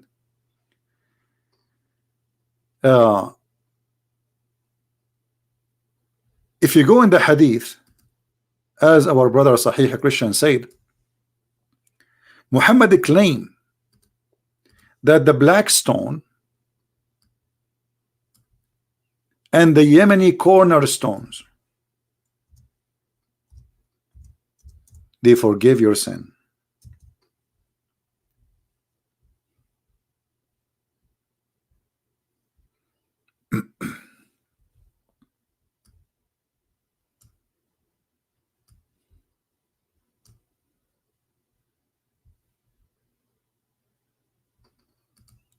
Do you see it? A man he said to Abu Abdul Rahman, "Oh Abu Abdul Rahman, why do I only see you touching those two corners?" Which corners? The Blackstone corner and the Yemen corner. He said, I heard the Messenger of Allah saying, touching them erases the sin. And I heard him say, whoever go around them 7 times, it's like freeing slave.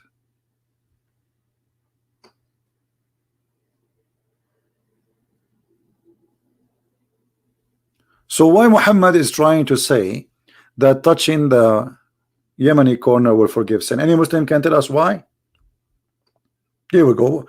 Work your propaganda. Like, let us see what you can come with an answer. Black stone is sent by Allah, and Allah he placed it in the earth, and this black stone was white and came from heaven. All this garbage. Okay, now the Yemeni corner. What is the stones there? They are holy to the point if you touch them, your sin is forgiven. No, he did not spend any time in Yemen. This is not the question about Yemen, but this is the religion was spread all over. You see, this is an ancient religion spread all over the Middle East, not only in Yemen. But obviously, the Yemeni temple of the moon god is one of the ancient ones. And this is what the Quran is saying. The first house to worship Allah, which means God lah, it was the house of Mecca, Bakka, which is the temple of Al-Makkah.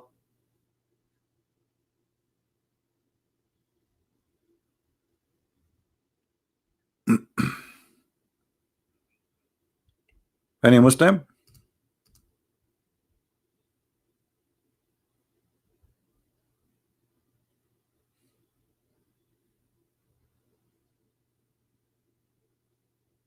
Any Muslim wanna prove me wrong? What is the power in this corner, the Yemeni corner, to forgive your sin? Allah, he placed his forgiveness inside those stones. If Islam is not a pagan cult, how in the world, if we touch stones, our sins are forgiven?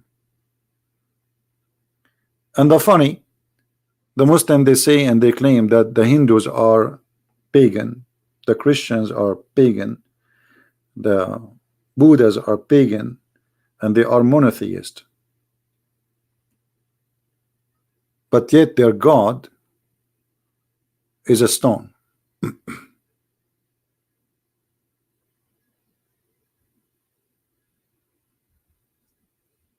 Right? We have a person saying Allah does not mean Allah. Prove me wrong. You see, you can say talk is cheap. I can prove it easy from the Quran. Correct? I do prove it every day that Allah is not one word, it's Allah. Al, the word mean God, and La is the name of their God. Prove me wrong. Just to show you how much ignorant so-called proof, let me show you from the Quran additional proof just to satisfy your needs.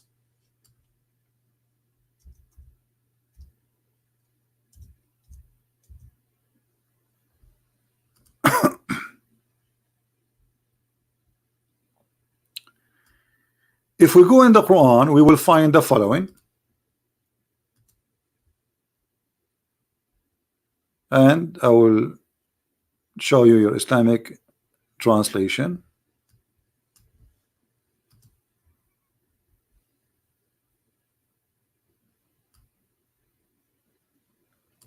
Chapter 53, verse number 19.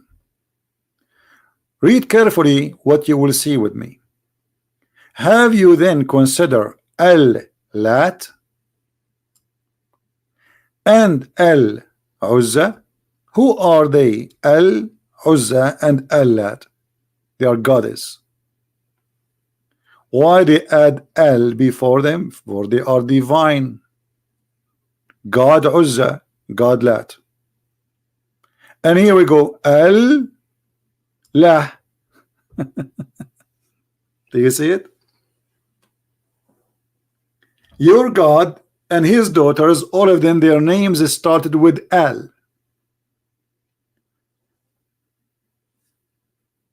Manat is the only one does not start in the Quran with L. And the reason he did not, supposedly because he want to make it sound easier for pronunciation.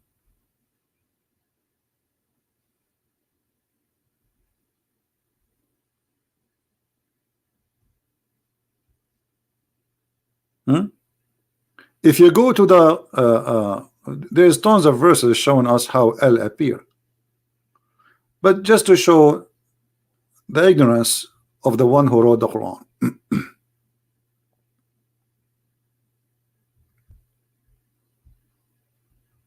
When you start reading the names of your God, what do you say? In the name of Allah, Al-Rahman, Al-Rahim. Let us analyze. Those are the first three names appear in the Quran. Allah. Let us type them one by one and try not to laugh. This is Allah. Allah. This is the first one. And then Al-Rahman.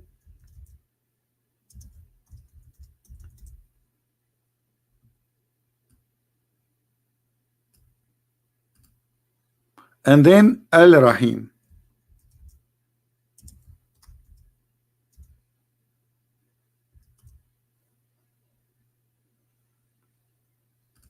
God Lah, God Rahman, God Rahim. Can you refute that?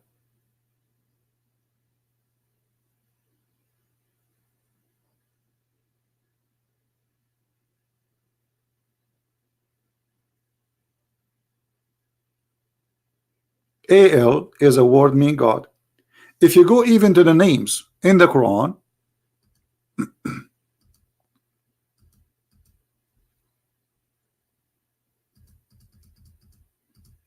you will find the following.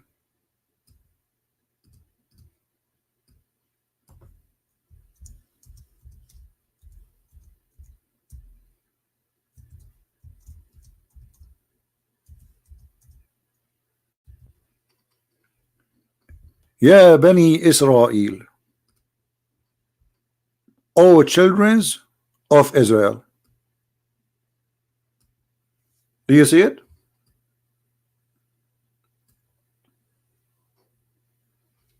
Here we go. El is a word meaning God.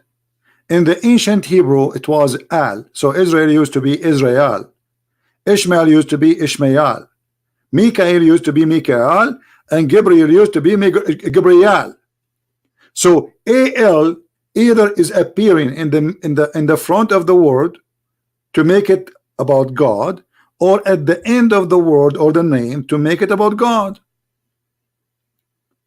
So Muhammad is a thief. He stole all those words. He do not know what they mean. The second he stole the word Israel, he just proved to us that he is a false prophet. Because who is the God we are talking about?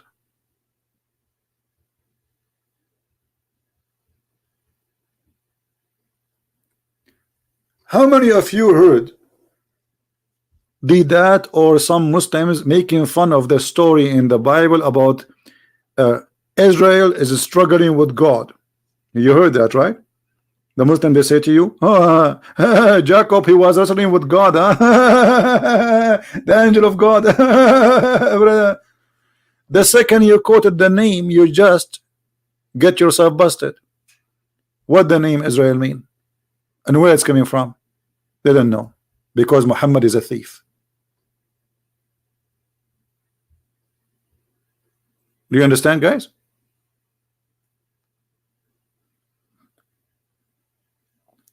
If you ask Muhammad what Mikael mean, he do not know. Okay, Jibreel, he don't know. How you are a prophet of this God, yet you do not know why their names is like this, and what their names mean, and why the God he called his angels by Hebrew names. Anyone can explain to me why the God of Islam, who speak Arabic, who write Arabic, and Arabic is written in his throne, why he is using Hebrew words to call his angels in the Quran?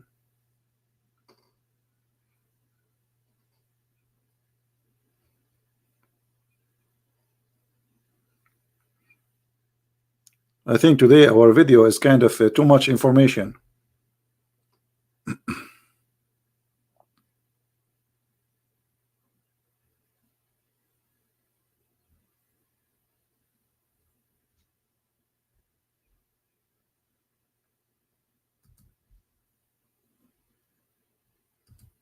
Right?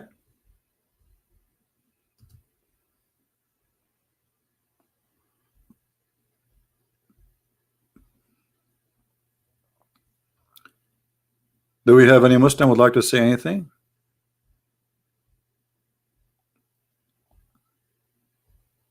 It's obvious. Muhammad, he stole all those names, and those names have nothing to do with Muhammad.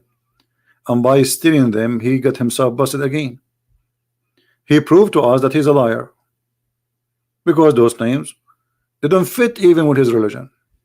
And we said that millions of times.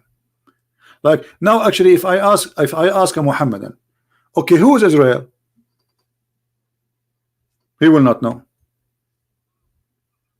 Any Muslim can tell me where in the Quran it says who is this guy, his name is Israel, and why his name became Israel. They don't know.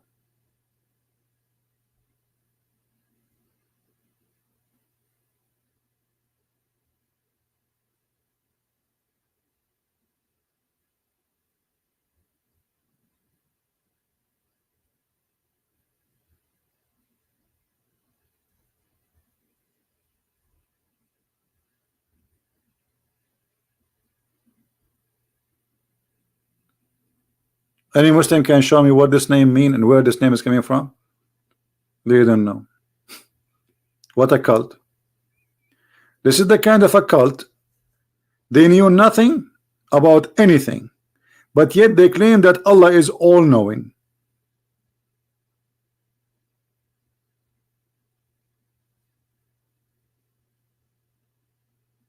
Who is Israel? I mean, have you ever heard of a God? He keeps saying, "Oh, children of Israel, oh, children of Israel," but yet this God, he never said, "Who is this guy Israel?" How we will know who is he? This man, his name Israel. Shouldn't the one who taught Muhammad about Israel tell him who is Israel?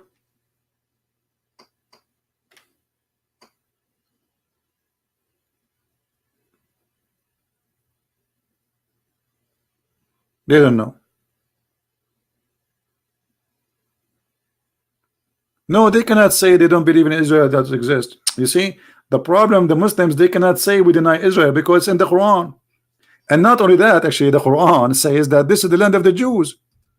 You see, the problem, most of those who speak with the Muslims and the Muslims, they are ignorant, they don't know.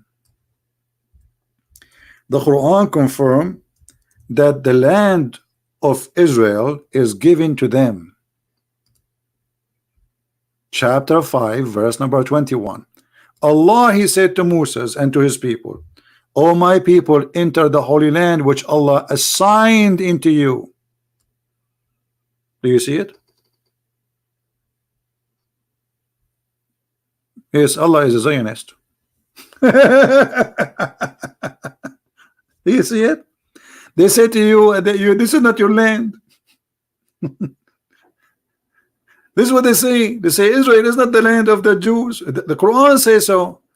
Not a single time the word Palestine mentioned in the Quran. You see here in the translation they put the word Palestine between two brackets.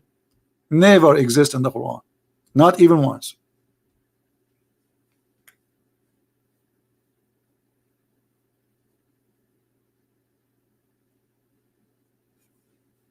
Once I was doing a seminar in the Philippines, and the guy, he stand up, he says, "I heard that you support the Jews." He's upset from me.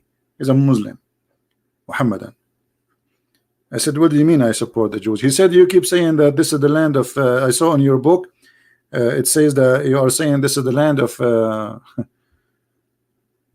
land of the Jews." I said, "As long as you saw my book, didn't you see why I said that?" He said, "No, I don't see the reason why." Prove it, prove it. So okay, open Quran chapter 5 verse 21. He said, "Okay, you read it for us." I said, "No, you read it for me." He said, "You read it." I said, "No, you read it," because I want everybody to laugh. So he opened his phone and he started reading, and I said, "Okay, read it from number 20 and 21 and 23, 22, 23, 24, and tell me what do you think." So he started reading, and then he said to me, where it says. I said, "What's wrong with you? It's in front of you.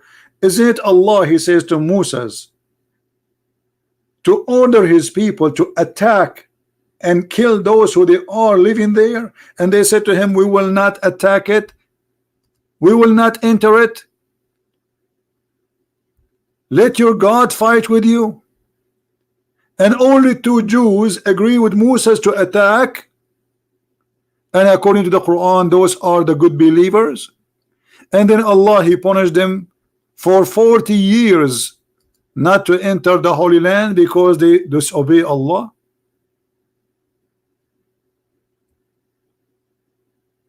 And then he looked, he said, "Yeah, it says that." I said, "So why you are saying I support the Jews? It's Allah who support the Jews." Any comment? He sat down and his head is moving around left and right.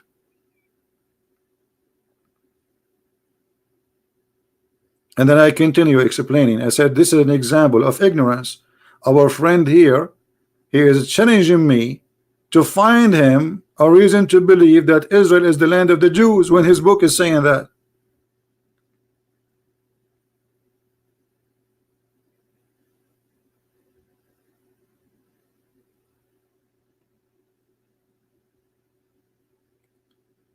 And then here again, by the way, if you ask Muslims, you see all those names get Muhammad busted. What Musa's mean? They don't know. How Musa's called Musa's? They don't know. Why God he chose the number 40 to forbid it from the Jews? They don't know. They don't know.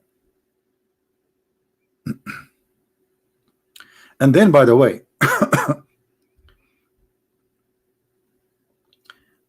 the verse after it, which is very funny. I mean, this Quran is a funny book. I mean, look, here we are talking about Musa's. Suddenly, we go back to speak about, tell them the story of Adam, Kabil and Habil. Okay, what they did? They offer not sacrifice, they offer Qurban.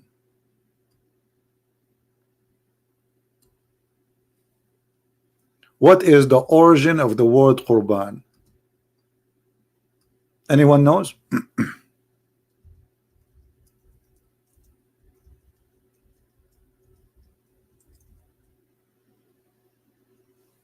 Who is a Muslim can tell us where this word is coming from? What Qurban?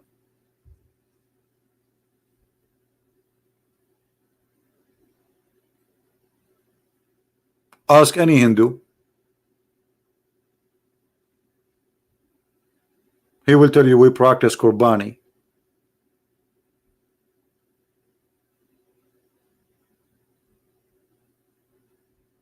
What is that?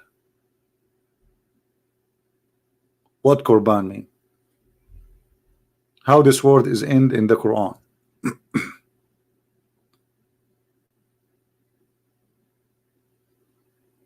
Any Muslim? No, Quran is a blood sacrifice. Qurban is a blood sacrifice.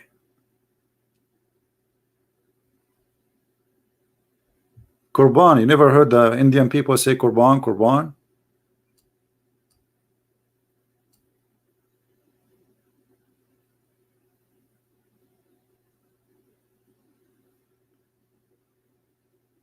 And then, if you read the story here, you will die laughing. Anyone remember the story? Who remember the story about the children of Adam and Eve? You know, what happened? Anyone remember?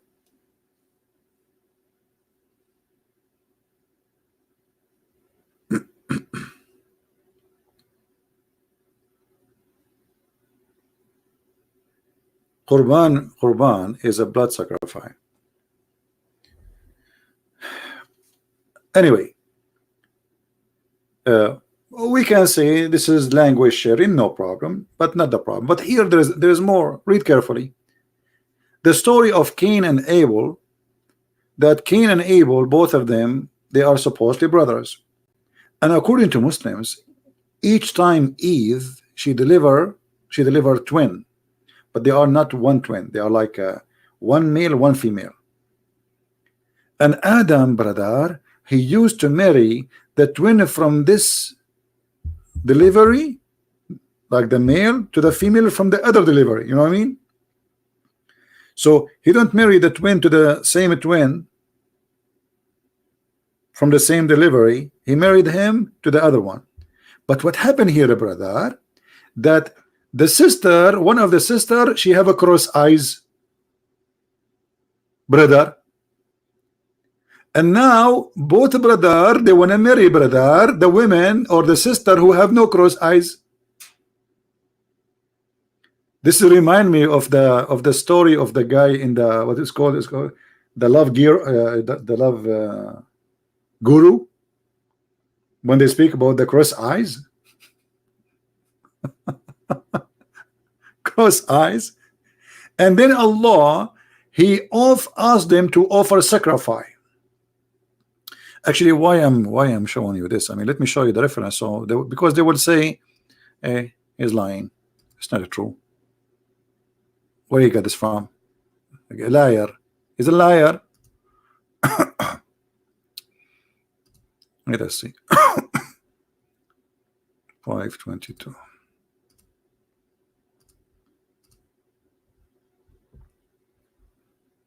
Every interpretation, by the way, have different mood and different story. So when you read Islamic story, doesn't mean they are all the same. Depend in the hummus, the scholar he was eating in that day. All right, this is Ibn Kathir.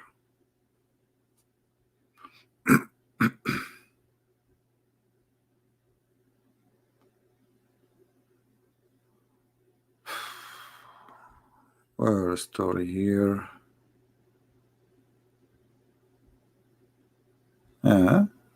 What, there is no story?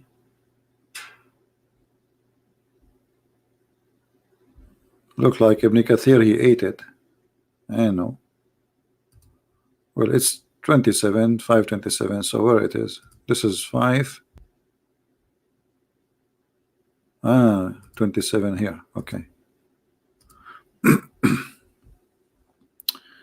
All right. Tell them the story of the brothers of sons of Adam.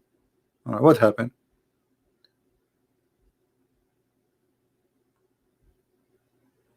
Where is the story? Look like Ibn Kathir in English. The story is eaten by the goat. Where is the story?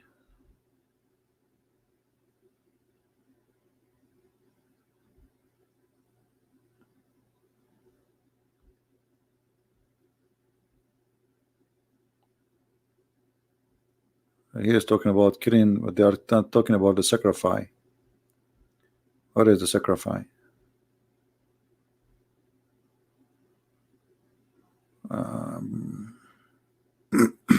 Yeah, here we go. I thought they because sometimes they delete the whole story. They do it. They have history. All right. And then it says, Allah allow Adam to marry his daughters to his sons because of the necessity of such a action. Then also said that every delivery Adam was given a twin, a male and female, and he used to give the male of the one twin to the other twin in marriage. Habil's sister was not beautiful. No, actually it was across eyes according to the story, while Kabil's sister was so beautiful, hot, resulting Kabil went on her for himself instead of his brother. Adam refused unless they both sacrifice, and he who will sacrifice was accepted, which means by Allah, would marry Kabil's sister. Habil's sacrifice was accepted, while Qabil sacrifice was rejected. Ta-da-da, ta-da-da, ta-da-da. Ta-da-da-da-da-da-da. And then he says, and that's what Allah told us about the occurred. Ibn Abi Hatim recorded that Ibn Abbas said, during the time of Adam, the women would not allow to marriage for her male twin, if. But Adam was commanded to marry her to any of her other brothers. What other brothers? In each branch, okay, Adam was given twin, male and female. A beautiful daughter was once born for Adam, and the other one was not beautiful. So the twin brother of the ugly daughter said, marry your sister to me, and I will marry your sister to you. He said, no, for I have more right on to my sister. So they both offered a sacrifice, and the sacrifice, the one who offered a sheep, the sheep was accepted, while the sacrifice of the other twin brother of a beautiful daughter, which consisted some produced, was not accepted. Any Muslim have a comment? And actually it says clearly that the one his sacrifice is not accepted because he offer vegetables. Allah is not vegetarian.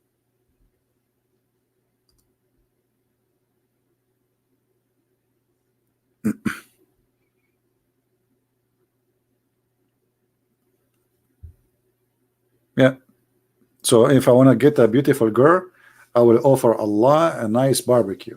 I know now how to get. I know how to get to Allah through His stomach. Allah is not a veggie God, is He? If we go to different interpretation, just to give you another example of this madness cult.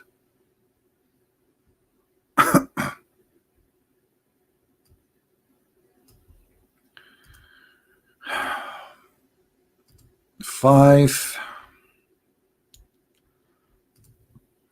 27. Man, the website of the King of Jordan is working. Look, look like he get paid by the American. He's paying his bills. So, and recite, O Muhammad, to them, the people, the story, the tale of the two sons of Adam, Abel and Cain, truthfully, بالحق, by the truth.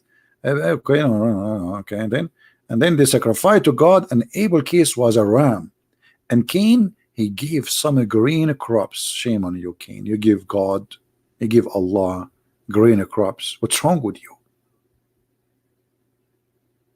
Huh? You want Allah to eat some carrot?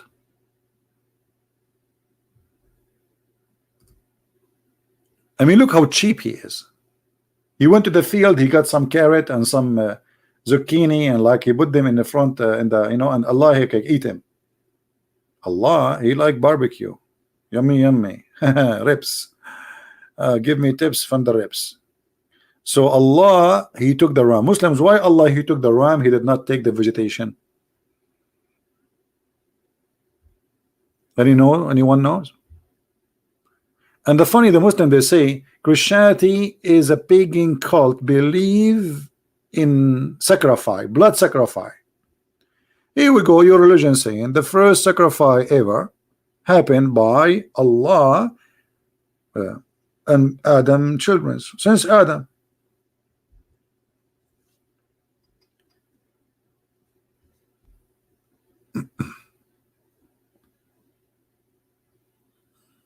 Any Muhammadan?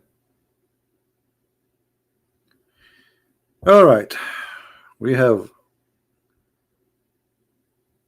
yeah, we know, because we are not coming in a time where all of people will be awake or be with us. Today is Saturday night, so many people, they go out, and me myself, I don't go party. Or what I need to do, the party come to me. I give Allah a sacrifice and the party will come.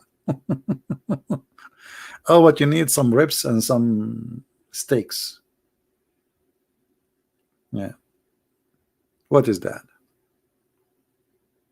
What is this story? Where Muhammad he got this story from? And each time Eve, she delivered a child, she delivered a twin. Are you sure? Why not 4?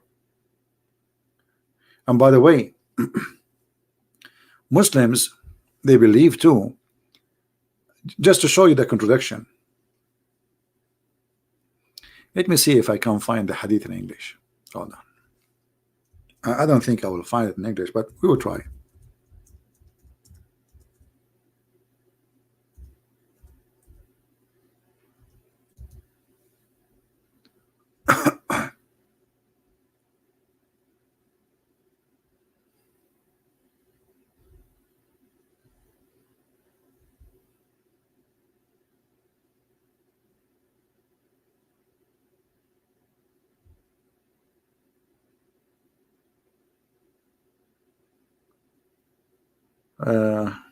Anyway, I will tell you what the hadith saying, because I'm not sure if I will find it in English.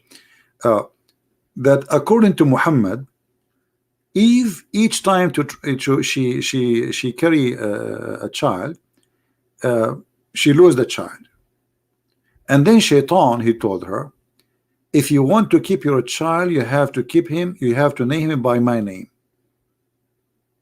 So she named him Al-Harith, and this is how he sacrificed. Where is this story? Let me try something else. Hold on.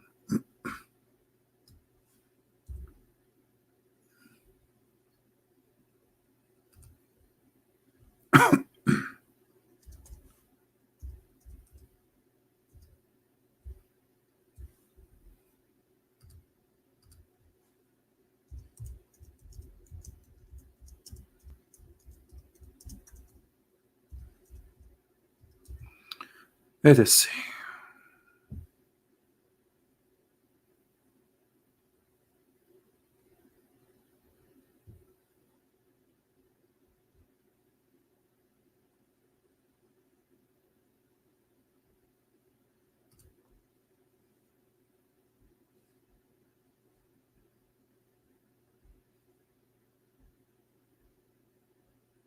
Mhm.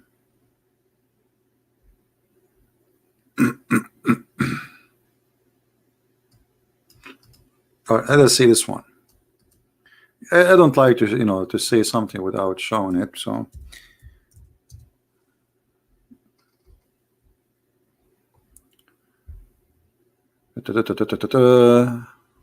no, no, no. Man, we can show it in Arabic, but I prefer to show it in English so people will see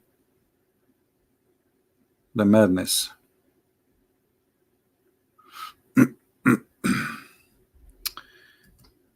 Okay.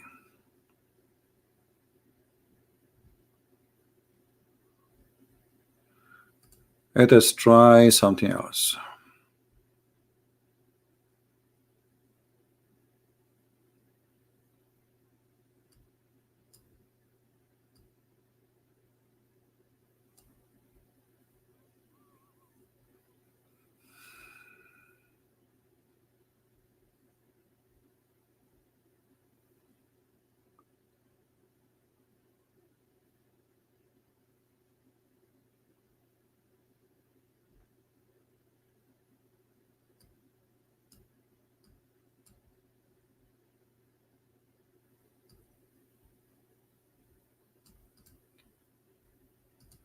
Let us try this one.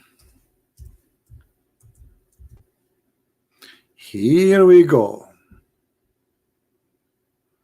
Finally, we found it. I apologize, it took me some time, but the Prophet said when Hawa is Eve. Hawa, you see here the Arabic name for Eve is Hawa. Hawa. So when Eve, each time she carry a child, Iblis come to her, and her children would not live after birth. So he said to Hawa, to Eve, call him Abdul Harith. Abdul al-Harith. Al-Harith is the name of the Shaitan. So she named him Abdul Harith, and he lived. Hold on. So the first child of Eve, his name is Abdul Harith. So who are they, those Abel and Cain? Muhammad, Mr. Muhammad. Who is Abel and who is Cain? If the first child of Eve is Abdul Harith, son of Shaitan, slave of Shaitan.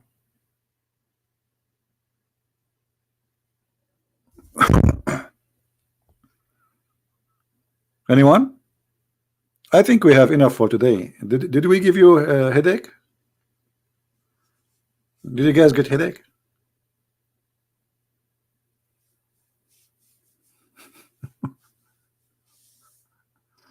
Abdul Harith. True story, brother. Muhammad, he said things, and by the way, this hadith is da'if, brother. Why? Because it's get Muhammad busted, you know.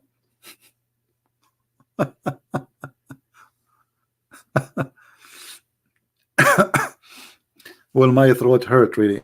I'm not going to continue, but I wanted to share with you a good time in Saturday, and I know that's already it's a Sunday in Indonesia. I hope you guys are having a good time and learning, and I pray that's whatever we hear today is not for entertainment. I'm not doing what I do for entertainment. You see, I want every one of you will be, and like a irresistible force of knowledge and faith to fight the devil and his lies. I want every one of you, and I pray that all of you will do way better than me, and you will know way better than what I know. And that's why I share my knowledge. So, because knowledge is power, and if we use it in the right way, in the right direction, it can be amazing power. I wish I can stay and maybe talk for 24 hours. There's a lot of things to share. I mean, it's endless. I don't know. Actually, I shared nothing about Islam yet, because most of the time we focus on things which is easier to prove a point. Like, we want to show a Muslim that the Quran have contradictions. You know what I mean? So we focus on things which is easy and clear, and they can't play too much games with it. But this is not really what we know about Islam. There's a lot more. I did not even share 1 to maybe 1 million of what I know about this cult. So this cult is very easy to defeat, but you will not be able to do anything with it if you do not know what this cult is about. It's the same as many problems we have today in our life. Our ignorance is our problem. The Bible says, my people have been destroyed because of their ignorance. Everything you do in your life is going to hurt you if you are ignorant. You see, even your divorce, even your marriage, even your investment, if you do not know the right wise decision, if you make an ignorant decision, it's going to be very costly. People lose their life, people lose their worth, their health, because of their ignorance, mostly. So ignorance is our enemy. It's not the Muslims. Ignorance is our enemy, both of us, Muslims, Christians, Hindus, everybody. Ignorance. We got a guy, he claimed to be a prophet, and then through centuries nobody dare to question this man. Nobody dare. This is the problem. I mean, even if somebody, he don't believe in him, he will not dare to open his mouth. Terrorism. They terrify you, so you will go mute, like you see today in Iran. In Iran, people after more than 40 years, they are in the street screaming because they are hungry. When hunger strike, they don't care for the God Allah no more. They don't care for Khomeini. And if they are really hungry, this revolution now is just started 2 days ago, will never stop until they take all the mullahs. We don't know what will happen next. But this is dependent on the hunger. Why we want to wait until we are so hungry and dying to make a revolution? Revolution starts from now, by learning, educating ourselves, so we will not suffer from hunger. So we will not get a guy, he put some stuff in his head and he tell us, in the name of God, in the name of Muhammad, I order you. We don't want somebody to replace Muhammad and to take advantage of our money, our life, and our women, as Muhammad was doing. That happened in the past, and that is happening today. In the name of God, somebody controlling you, somebody taking your money, your wealth, somebody fooling you. In the name of God, somebody scaring you to make you go in direction which is not right. God, my friend, he wants to save you, not to use you. This is why Jesus said, Sabbath was made for the man, not the man was made for Sabbath. Correct? The Jews, they took the word of God and they took the law which they received from their prophets, and they tried to make the law more important than the man itself. The law was made for the man, not the opposite. God, he do not need Sabbath. He do not need your Sabbath. He do not need your donation. He do not need your ritual. He do not need even your prayer. It's you who need it. So if the law lost the purpose, which is the man, when we say the man, we mean human being, the man and the woman. So if the law lost the purpose and the law became holy, and it's not the man who is important, then that law is not from God no more. You know what I mean? So the Jew, they start doing the same as Muhammad he is doing today. They start worshiping law which made by Muhammad, and it's not the man who is important no more, when the law supposedly made for the man, for the benefit of the man. But Muhammad is a person who made the law for his benefit. This is why in the Quran he says, the fifth of the booty is for me, the fifth from the attack for me, the best of the booty is for me, any woman she want to give herself to me, because he is God. So Islam from the beginning is made for the purpose of one man, not the man. One man, his name is Muhammad. So everybody praised this man, even he changed his name from Qatham to Muhammad, which means the praised one. So Muhammad, he replaced God by himself. He made himself equal to God. Actually, he made himself God on earth. Whatever Muhammad he say, you obey, the Quran say. But Muhammad is a very bad person. How we obey a bad person? Even the Quran confirmed that. So Muhammad, he want you to call your son Abdul Harith, the slave of Satan. So it's up to you to choose to be Abdul Harith or the servant of the Messiah. Thank you very much for being here today with me. Don't forget to download the video and share it with your friends as soon as it is ready. And don't forget to subscribe to our other channels if you like to join us when we are live on air, because we are doing more live podcasts in the other channels. Today, just because of the weekend, I'm doing it here, but we will go back and do it in the other channel. So thank you. May the Lord bless you. The Lord is my provider with wisdom, courage, and knowledge, and even the bread I have in my table. I'm very thankful for my Lord, for he said, not only by bread the man he live.